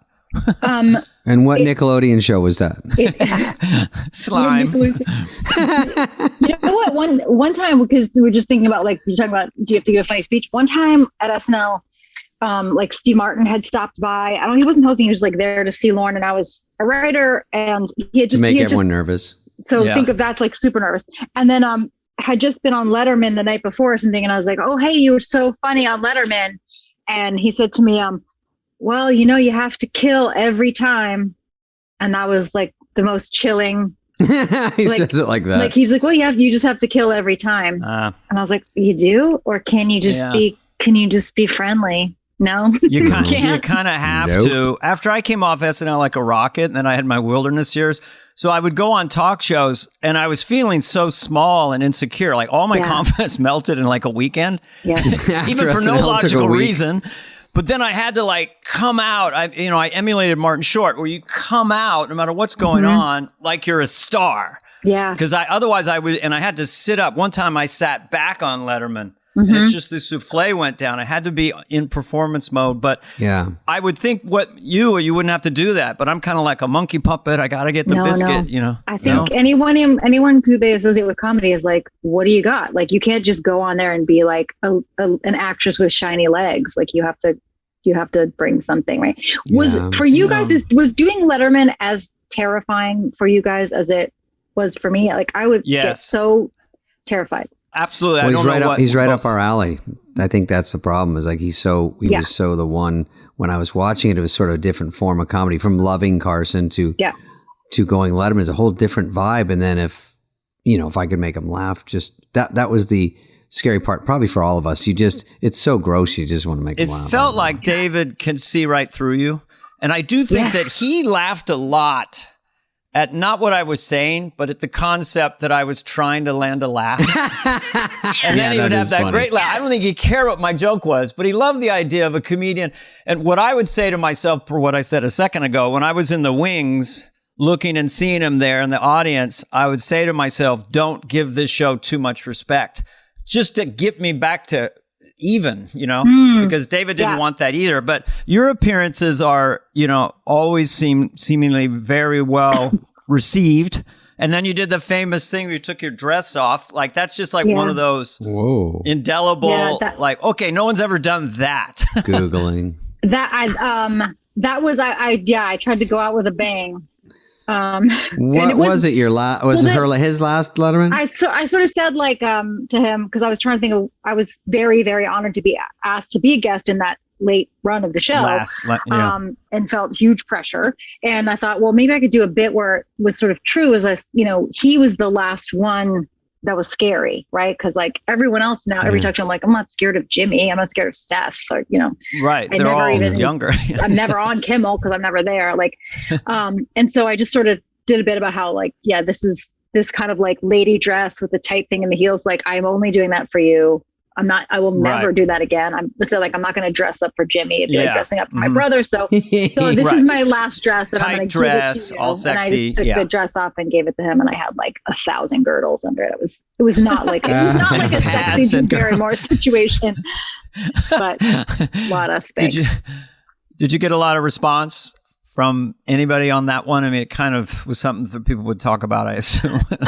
I think he didn't mind it, right? He didn't mind it. I think the bit went over, and then I saw like Amy Sedaris the next day or something. And she was like, "Oh, that was good." Whether she meant it or not. What I hate is when a friend gives you a report card for doing something on a show, and then they switch mid-word. Like, they're going for great, and then they dive to good. Hey, that was great. Good. I mean, I had a great, and then I hate when they switch. Just tell me I suck, but don't in the middle lean it out. Yeah. That was amazing. No, they go like this. I saw you in Letterman last night. They go, "Is that hard? It looks hard." And I go, "Why does it look hard?" Well, you make it because look you hard. bombed. This David, one, they go, I'm "Hey, gonna you look like you were having fun." That's adding one. blush. You look like you had a lot of fun out there. You know what, Tina?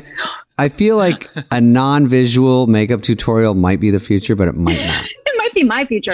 She's putting on blush and some rouge. That's it. One time at a charity thing a long time ago, but when Jimmy and I were still doing Weekend Update, that's how long ago it was. Jimmy. I think it was one of Smigel's benefit shows.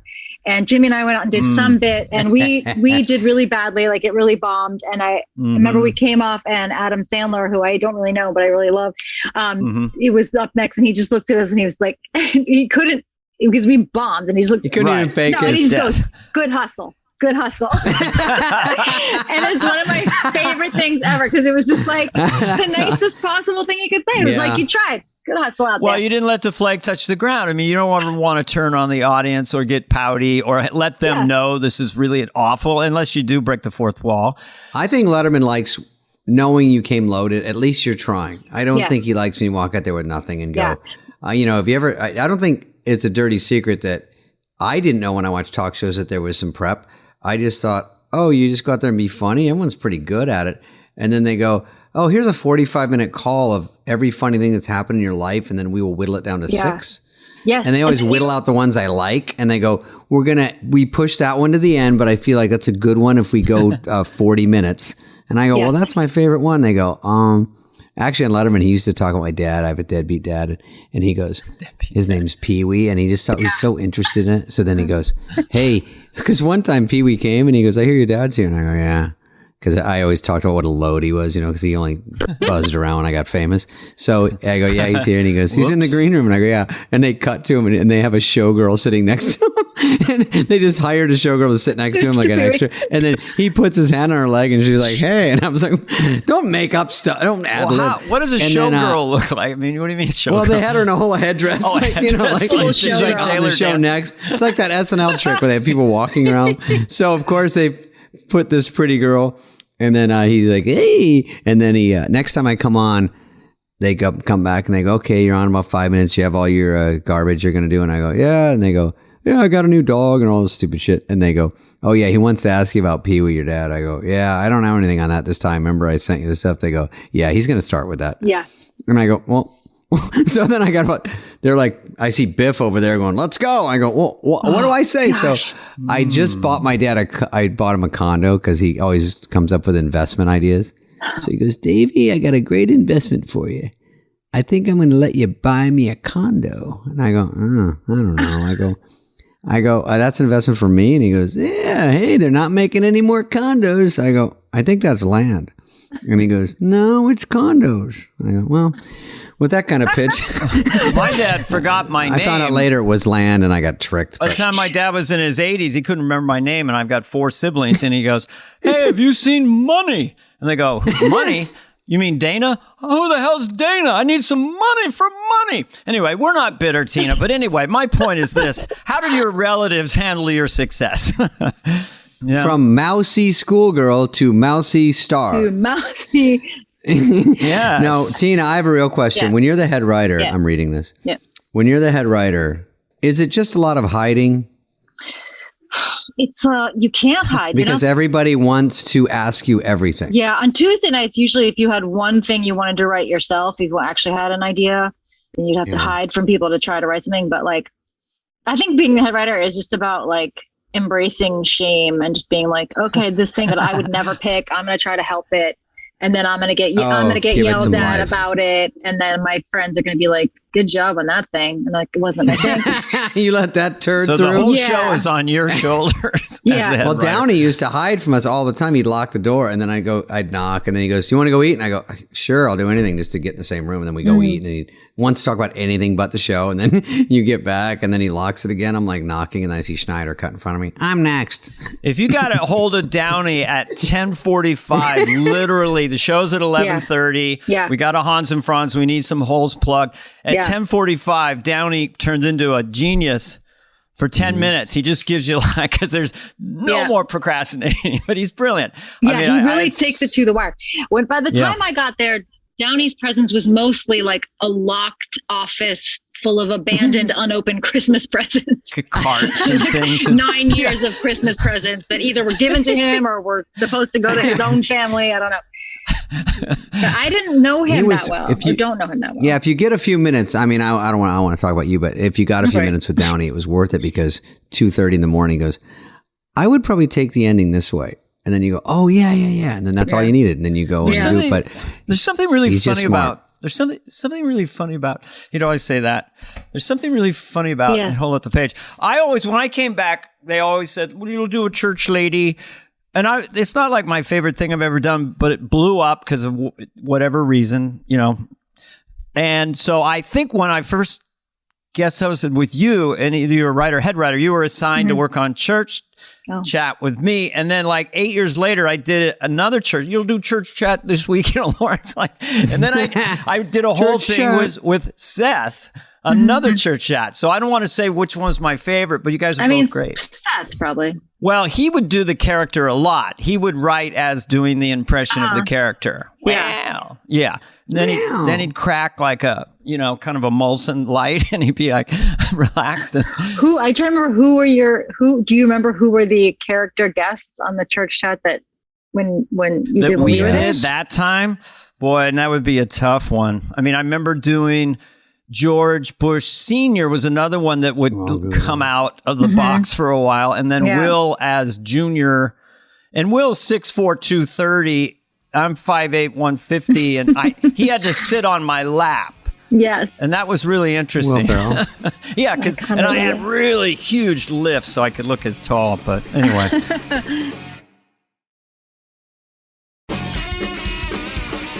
There's two lanes with you, obviously. The writer...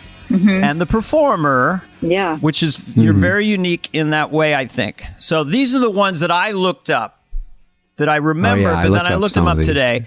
And you can comment on them just as a performer or whatever you were in the writing realm of them. Whatever jumps out at you. Okay. Were you just a performer or were you in the writing? Because it feels like there's a lot of your signature kind of thing. Okay, meet my future wife. Meet my future wife. Meet my wife.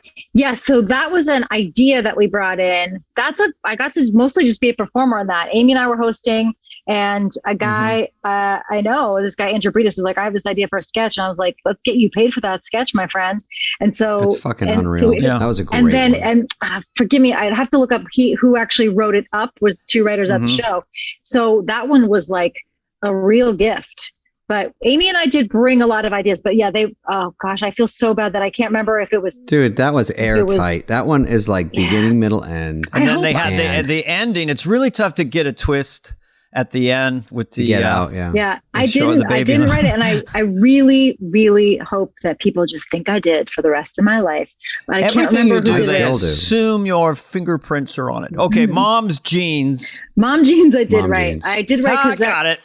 Thought so. Fucking A. That is hysterical. There's a J. Crew in the lobby of Rockefeller Center. It was one of those things where like I was writing that I had to go somewhere where I had to go down and buy like a pair of jeans in the building. It sounds like it's a story about me pooping my pants. It's not.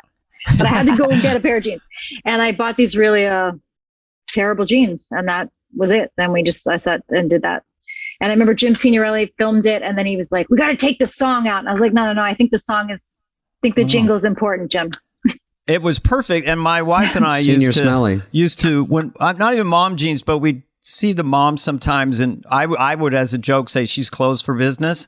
Like, in other words, her relationship is asexual at this point, and so closed for business. And I saw a lot of those high-waisted jeans, but that was just like a perfect hysterical thing. All right, now jeans are just funny. Hang on, Dana. Jeans are such a funny area. I don't know why, but like we did Bad Idea jeans. Dana, I think you were in that. I was just gonna say, by the way, that I say Bad Idea jeans all the time.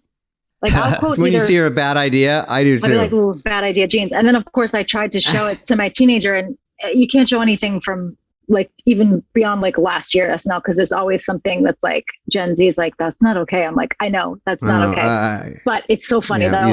It's so funny. Bad Idea jeans. We did three-legged jeans. That was with Signorelli too. We were always out on some commercial shoot. Filmmaker. Commercial shoots are fun when they aired, but they're not fun to do because it ruins your week. You're like, okay, Monday you have a 6 a.m. Like, what? Yeah. They do so many takes now. They do them on Friday now. Oh, really? All day into the night on Friday. It's rough. The poor host does not know what they're getting fucking into. That's for sure. Yeah. They yank them every which way. I can't believe they can handle it. Yeah. Even as a host, when I went back, it was so much harder than I thought. I go, oh, I know this. I didn't know. I knew nothing. I've only been in 3 sketches max my whole career. So I go, I was in 13. I was in Update. Your nickname is 3 Max. I know, but that's not why. But I had to be Update. I had to be Cold Open. I had to be in a pre-tape. I didn't like. What's the difference for you, Tina, when you were a cast member and then you come back and you host? I mean, to me, I found it absolutely exhausting. But what did you?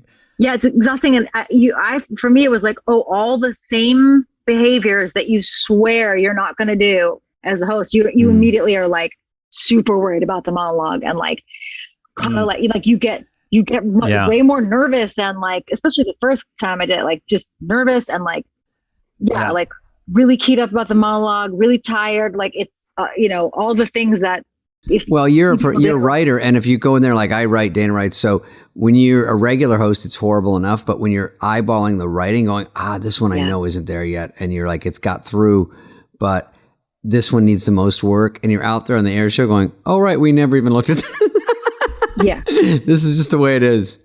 You can't get to put out the fires. You're like, that one, I feel like we should tighten the middle, or you say that, but then you're like, they're like 30 seconds. Yeah. But you have that long dinner that you go to as well. Sorry. And when you normally be working, that Tuesday night dinner that's like 4 hours, I really got to go. Lauren, so go. Marcy comes around. They want you, Lauren wants you to go to Orso. I go, he wants you to go. I go, all right. So Tina, go ahead. Or Shoemaker would tell me. They tell me to go to Orso, and then I go, you get to have dinner with the host, which is fun. But you lose 3 years of your life because you can't write. You have to stay longer. It's so The other thing when you host and you go back is if you've been a writer there, when you sit in that Monday pitch meeting and you can tell like it's all live, all fake pitches, and you just like, don't peek on Monday. Yeah, fake pitch. You go, you're giving me this fucking bullshit. I know the fucking secrets. Yeah. Oh boy. By the way, can you remember a fake pitch? I have one for Tina right now. Yeah. What do you got? Caveman Afraid of Caves. You'll play Cave Girl. JB Smoove pitched the same fake pitch for like 2 years, and he killed with it every week. And it was, I'm sure. Well, then it became a running thing, right? Yeah. It was a pitch it's an all-day cigarette. I will refrain from imitating JB. It was an all-day cigarette. It's this long. You smoke it all day, and the ash gets like this long. That was it. It's so hard to even do. You're like, how would we even do that? But everyone just laughs. Funny idea. Do they still do this thing where they go, like, let's say it was, Paul Rudd, and then they go, Paul Rudd's here, and then everyone goes, and they go, next week, Sharon Stone. Yay! No, I think you were there in meaner times. They don't do that anymore. That is meaner because the host right away goes, what the fuck? What the fuck? Okay, Brownie Husband. Dana, they did that when you were there. Oh, yeah, Brownie Husband. Go to Brownie Husband. Brownie? I mean, that thing is crazy. Oh yeah, and I was just the host. So that was oh boy, I can see her face. It was a woman writer, and she had curly hair. No, it wasn't Paula. Paul is my friend. I'm sketching her, but Brownie Husband, and you go with or without nuts. I mean, it was actually long for a commercial parody, but it was funny. It was like 2 minutes. But when you chewed on the torso, so the people that haven't seen it, it's a giant brownie little man, and Tina is basically it's her sexual partner or whatever. And then when the liquid chocolate comes out, and you're just like diving into the, so you had to. Were you someplace else? Was that methody, or was it just like? I feel like one of the few specialties I have as an actor is on camera eating. Like a lot of people avoid it, and I'll tear into some food on camera. People don't know how hard it is to take. Like Jack Nicholson was the best at eating. Yeah. There's a bit. This is Anna Gasteyer and Rachel Dratch have this fake Hallmark Christmas movie out right now on Comedy Central, and one of my favorite bits in it is there's it's really funny. The actress who's playing like the pretty ingenue lead has like a chicken leg, and she just keeps going like this, like not eating it, and it really made me laugh because that's all you do when you eat on camera. Usually, it's just like go to great lengths to never eat it. But yes, Brownie Husband is based on those kind of commercials where it would be this like a decadent chocolate dessert was like geared for lonely women. Would be like you know, like a hot chocolate bowl for one, and like it so counts sad. as a date. So grim. Went to the so grim is the best word. Oh wait, let me see. Oh yeah, when I was thinking of my friend's daughter has this guy, and I was thinking if you were starting now, obviously we'd all be writing for memes. But if we were starting now, my friend's daughter, I know I brought this up because Instagram and everything, she said, "Oh, I'm dating this guy and he's so funny." And so I was like, "Oh, good, give a funny guy a break," because I'm not a real looker, and we'll talk about it in the comments. But she said he's so funny, and it's a character. And then he showed me, she showed me 3 Instagram memes. And I go, well, he's a middleman. I hate to break it to you, but he finds a funny one and then he sends it to you. And she goes, right. And I go, he doesn't write to you. He's just Instagram. And then she goes, I know, but it's funny. And I go, I'm not getting to her. I go, you can like him anyway. It's okay. He found a funny one and he liked it and laughed, and then you laughed. That's fine. That's fine. Right. And that's a start. So let me ask you a question about times they are a changing, basically. So you do Sarah Palin, which is an explosive connection between the way you looked and sounded in the writing and the moment. I had Ross Perot 20 years before. You had a lot of people, Dana. Yeah. He did have a lot of people. Some landed, some didn't, but we won't talk about that. No, I mean, can't finish one time. But then, so Sarah Palin comes to the show to visit. You've done her. Yeah. And I think back then in those days, it was like you made it funny. You weren't teaching us in a way. Just speak to like the difference between 2008 and now as far as the sensitivity to that. So she came, and then McCain came with his wife. So go ahead. Yeah. The whole climate of the real world is so much uglier and so much more polarized, right? So that all seems gentler now. Like doing those, and and Seth and Amy and I wrote a lot of those, and other staff writers too. But Seth and Amy and I especially, we just like have hands on it because we really went to great lengths to make sure that it didn't seem just like aggro and that it didn't seem unfair. And but yeah, I do not envy anybody who had to ride out the last. It was like the end of an era where it was. Like when I was there, it was all just goofy and fun about any president. I really didn't even know about politics, to be honest. I look super smart, but I don't really know anything. You look incredibly brilliant. I look so smart. I have a crew neck on. People can't see this. But it was like an easy fun, like, oh, we're making fun of this guy. I was like, I knew they were Republican or Democrat, kind of. I didn't even care. And all the jokes made sense, but they go, Downey and Franken are good political writers. I wasn't. And then, fine, I'll do my goofy shit. And then we get on, and then Sarah Palin felt like right at the end of where it started getting really rougher. The iPhone came in, and then shortly after that, Facebook and everything. So everything evolved from that, right? You would say you're friendly with Sarah Palin, I would guess, right? You're talking to Dana. No. I mean, I feel like, we're not friends, but like if I saw her at something, I wouldn't be like storm ashamed. Out. There was no... Yeah, there was no. She talked like a little smack afterwards. I think she had that maybe. Thing really? Of like, because people got to her and said, "Why would you let him do that?" Preaching to blah, her blah. base and forgetting that it'll get picked up. But no, if I saw her like on the street, I would say hello to her, and I think she would say hello to me. Yeah. I don't think I saw her. She was behind me in the press line at the 40th. Yeah, and so she came to the 40th. So yes, at least that's right. I mean, that was. Yeah. Okay. So it's this idea that you're doing someone that you hate, and publicly everyone knows you hate the person you're doing. I don't hate her, by the way. I don't hate. No, that's what I mean. Just tells you. I don't think I've ever done anyone I hate. Well, I did Adolf Hitler once on the show. I hate him. You don't even know him. Well, it was me and Jan Hooks. Here's one that just died. I always thought it was funny that only time we see Hitler, he's screaming. So Jan Hooks and I were in bed, I'm Hitler.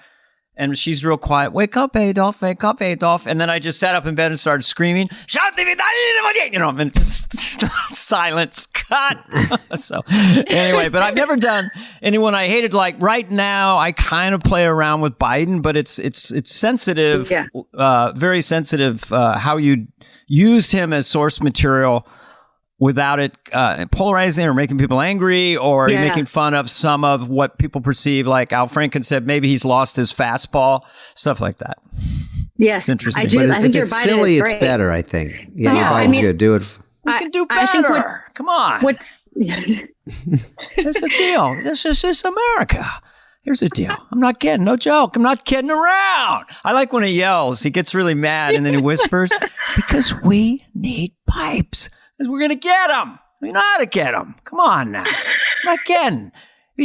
So I think he's a funny character. I feel as long as it's funny and kind of abstracted and silly, maybe I can get away with it, but I don't know. Yeah, I feel like what you do, though, Dana, what makes you so great at it is because you get at the person, like the core person, and what's funny about them as a person, as opposed to like people who, if you're writing from channeling your rage about their policy, or how much you hate them, it comes out sour. Have you seen the new guy that's doing Trump now?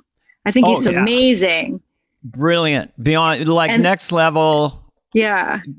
And I always thought that there was 1,000 rhythms. That Trump is one of the weirdest voice patterns of anyone. And James Austin, he has three names anyway. James Austin Johnson.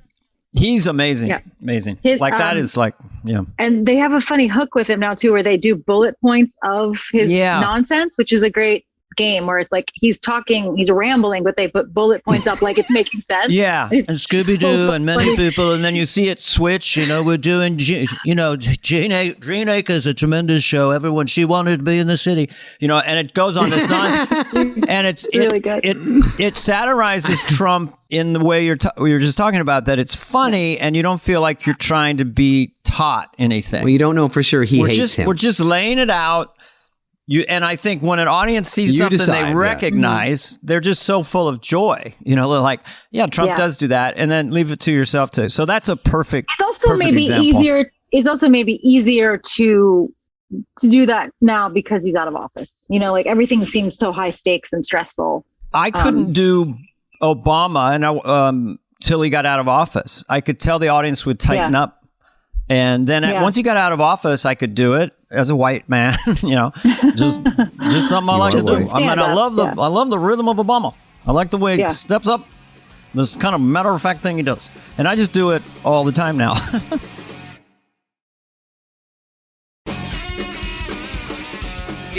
We've talked about this a little bit with Anna Gasteyer and stuff, and the evolution of women on the show. And one thing was Hillary was a big presence, and then Sarah. So you and Amy did those two women who were at the top of the political ticket, But I was just going to name some of your bandmates and just think about this evolving thing and then who they have now. But in your team, obviously Amy Poehler, who you two connect so effortlessly. Crusher. Molly Shannon, supernatural funny. Anna Gasteyer, so talented. Sherry O'Terry, ball of energy. Maya Rudolph, Kristen Wiig later on a little bit when you're hosting. Rachel Dratch. And there's others, but it's just like monsters. It's pretty and then amazing. The writers like Emily Spivey and Paula Pell and Maureen Nasso and Sidney Caponera, there are a lot of strong. And Anna Gasteyer thought that it sort of reflected the culture changing as well, how the women have really emerged in a more profound way. At least, we had Jan Hooks, or there were other great women on the show, of course, but then this great Jan was as good as anybody, and of course Gilda, Lorraine Newman. There always were women around, and then it just seems like this wave came.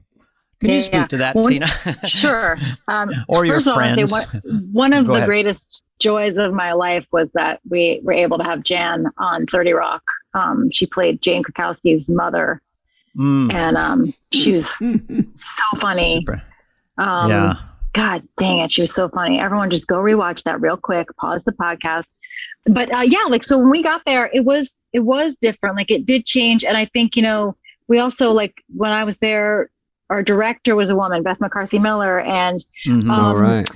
Jenna, Rustana, the stage manager, like there were just more women around the table. So things, you know how like things play at that table or they don't. And there were more women in other departments. And so like there'd be stuff that we would laugh at. Like I always talk about how Paula wrote this commercial called Kotex Classic that was I think I saw that. like big, it was like fashion is like, we're doing a classic, and it was just like those big gigantic 1950s maxi pads that like laser them just like really bulky like under the pants, and like it didn't play before the because like the guys just didn't know. It wasn't like anyone purposely being like, we're going to keep them down. It was just like, oh, this is playing differently, so I think like all this inclusion stuff, it's like, yeah, you got to do it in every department. And so it's not just like one poor actor, like trying to represent for everyone from their entire universe.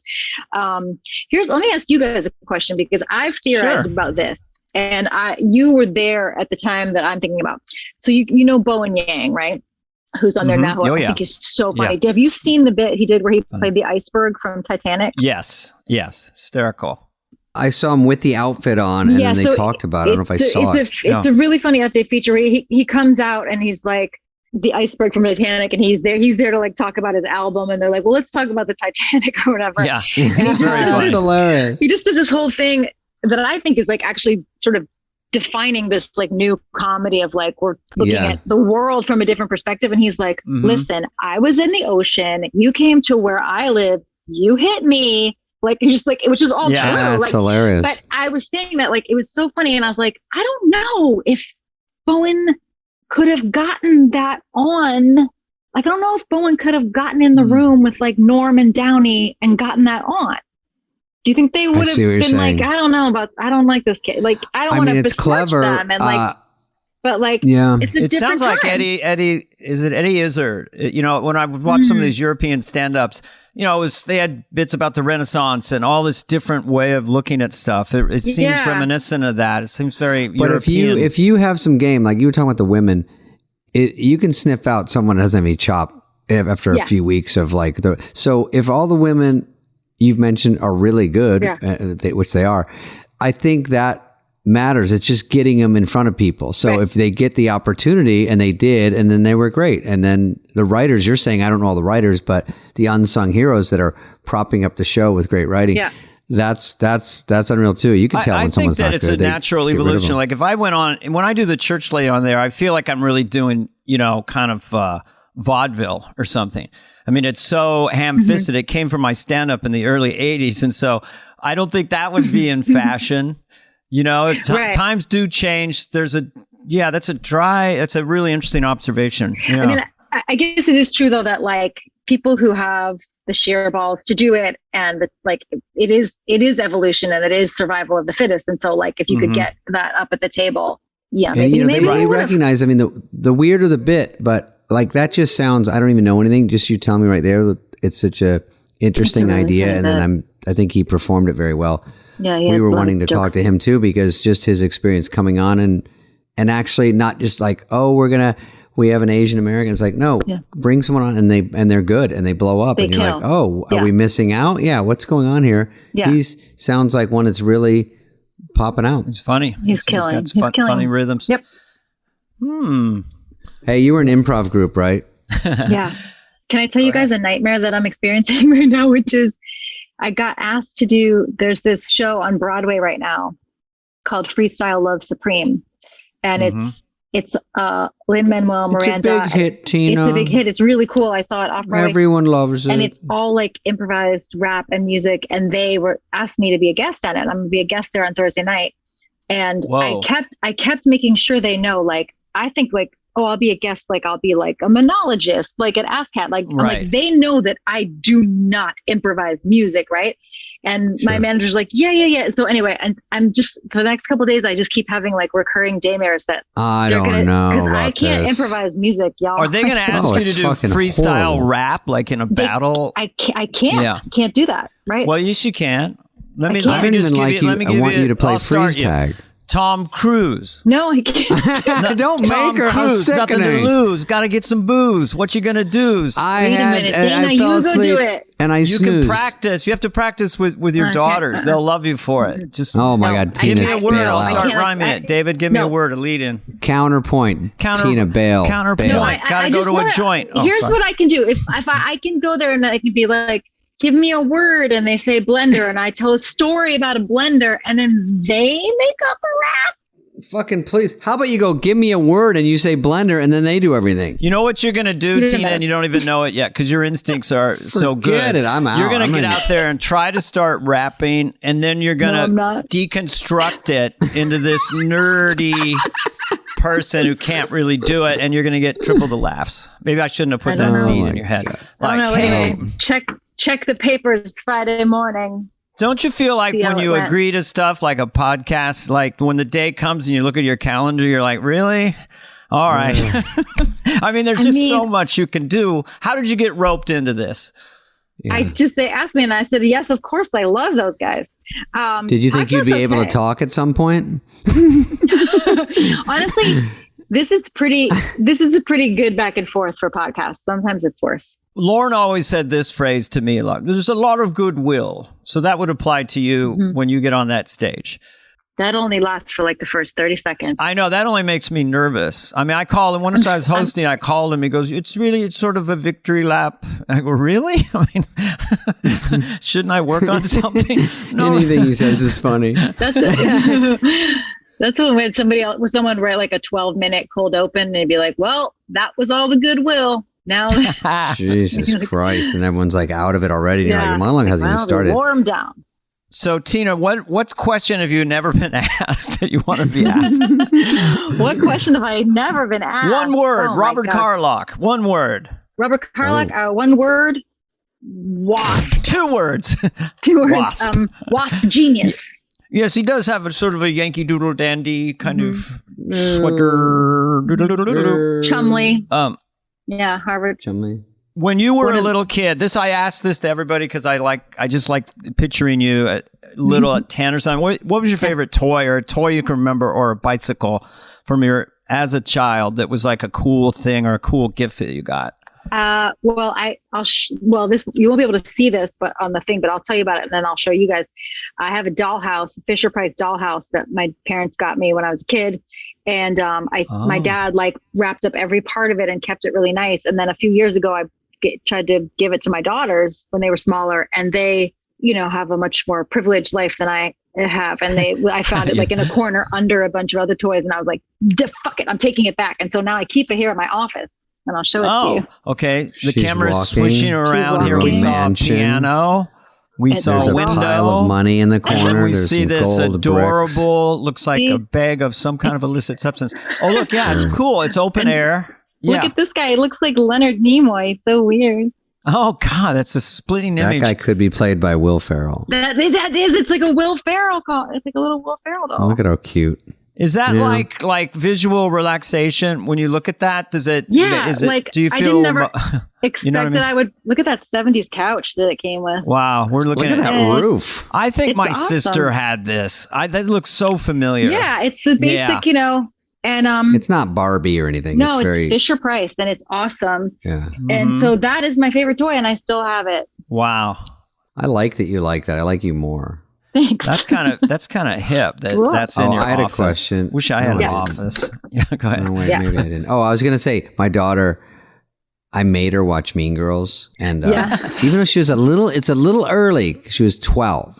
No, that's fine. And I go, I That's all thought, right. it's a little rough, but she's also, I'm not thinking like, I just want her to see something that really cracked me up and she'd probably like it. But she hasn't been to high school and had Mean Girls. I don't know, but I'm sure there's some version of it along the way. And now she loves it. And then her mom goes, oh, she keeps playing it. I'm like, I love it. Because Mean Girls sort of just keeps kicking. It's on It's Broadway. always on. It was on Broadway. It's on tour It's now. off Broadway. It's on tour now. It's on tour now. Yeah. But Tina has so many things, Dana. Like when people ask me, there's like 3 things they go has- to. Yeah. And Tina has, I can't imagine what the top 3 on the street they know you from. You know Well, what people know me from is a movie that I did with Amy called Baby Mama. people are always like, baby mama. I fucking love That's that. it. Yeah. That's it. Date night was a killer too. That's nice. But Steve but Carell, baby mama is just had that hooky thing of like you and her together was really smart and really fun. Do you guys, when you get out there and you have that, you just look at each other and kind of start internally laughing or something? I mean, it seems like there's a real pop with you two. When I see you together. We go back to Chicago. Like we toured Second City together. We were on the improv team together. We really, really go way back. So we just to have a real ease working with each other. Like if we have to host something and we're just like figuring out the jokes and whatever, it's just shorthand. Shorthand is great. Yeah. Like do you have people that you feel that way about? Swartzen for you? I have this theory that if you meet Swartzen people before is an anybody's inferior person in my life. But Tina, you also had Jimmy on Update and you did great. Yeah. And then you have Amy. Was that a scary switcheroo or probably easy? It was, I remember it was in a kind of classic Lorne way too. He sort of was leaving it up to me to pick what to do. Your decision. After Fallon. Okay. After Jimmy left, and I tested with people and I did stuff. And I had that thing where I felt like, I was like, oh, I think I'm supposed to want to do it by myself. Like if I was, but I didn't want to do it by myself, because that's not really, I'm not a stand-up, but it's not my thing. And so it was really, it's coupled. It's fun with someone. It's more fun with someone, and you have someone when the jokes flail, you have someone to play off of, and it's way more fun. And so it was like the week of, we finally decided. And then people always make a big deal. Like it's the first time we had two women doing Update. So it was another first for the show. Yes. First time head writer, first time this. I just want to, I don't know how much more time we have, but I wanted to talk how much fun I had working with your husband on, and he's very patient because I'm horrible at click tracks. And then my character's singing in this cartoon Mulligan, click, and I would miss it. And he'd go, oh, we can work at that. We could do that. We can do this. And I remember working with Cheryl Hardwick as well. Yeah, and the person is the music person who can just kind of play any genre, any style. So anyway, I had a lot of fun with him on the Zoom coaching me. He's the best. Jeff Richmond is the best. And so patient with like comedy writers writing lyrics and comedians singing, like just infinite patience. Yeah, that's true. It was nice when we got to do that Broadway show. He wrote all the music for it because it was like, oh, it's people that can really sing. Rather than comedians. Yeah. You know, one time I was doing looping on Black Sheep, that old movie. A couple people remember. Thank you. Black Sheep. So we were doing looping, and I left, and Chris was coming in. And he's like, "They do beeps and shit." I go, "Yeah." So anyway, he goes, "I left after 2 hours." I go, "What? I thought you were supposed to do 4." He goes, "I couldn't get it." I go, "You didn't get any?" He goes, "Mm-mm." 2 hours? He goes, it goes beep, beep, beep. Then you're supposed to, beep, I don't know what the fuck they're talking about. Go. I know, it's pretty simple. Because he was a pure performer. He wasn't. Yeah, he just wanted to go, robot. Right. And he wants to change the lines and just do it different and just do a better performance. And it's just, looping is a very tough, dirty secret. So, but real quick, the girls sketch where you played the kind of Eastern European woman is hysterical. Oh, yes. That was fun. I think Seth wrote that for me. These are just compliments. Seth wrote that for you? I'll take it. I think Seth wrote that. Yeah, when I was That was great. What about Bush Twins with you Bush and Amy? Twins, That was me funny. and Amy. I think I wrote that. Okay. So for the young people out there that want to get into comedy writing or want to, look these things up. Hit her name, hit YouTube. They're on and then YouTube. Just crack up.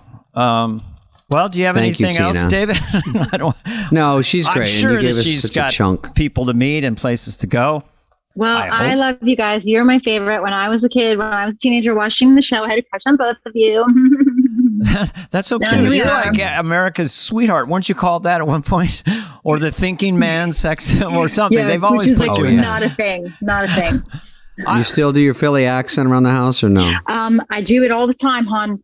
Me and my friends, we go down the shore. We just, Dana, can you do that accent? Because I tried to teach it to Jimmy and he kind of couldn't do it. And I was like, we found his Achilles heel because he can do everything. Can you do Philly? I would have to study it. I'd have to know. I need a source track because I would go all over East Coast, Wada, what are you guys doing? But see, I would just go you were mayor of Hollywood. Brooklyn. Mayor, can I just hear it real quickly then? And let me think.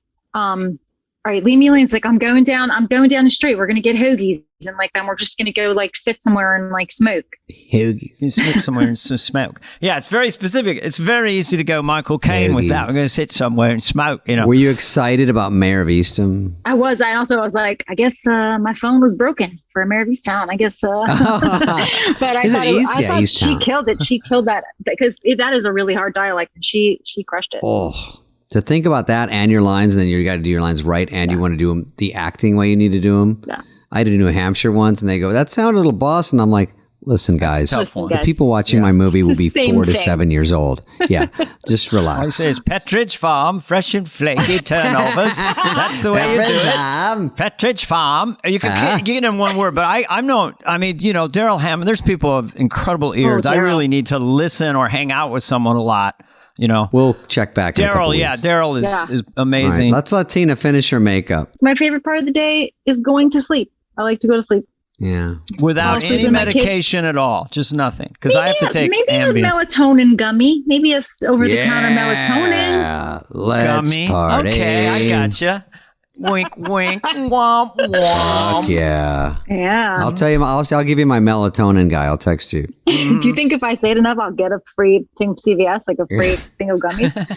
Dude, I went to a weed store and the guy goes, "Here, man." He's like, "Hey," you know, because the guy was floundering, and he goes, "Hey, Spade, I'm the owner. Listen, hey, Jimmy, grab him some fentanyl crab cakes and get him some, you know, some PCP candy corns." I go, no, I'm okay.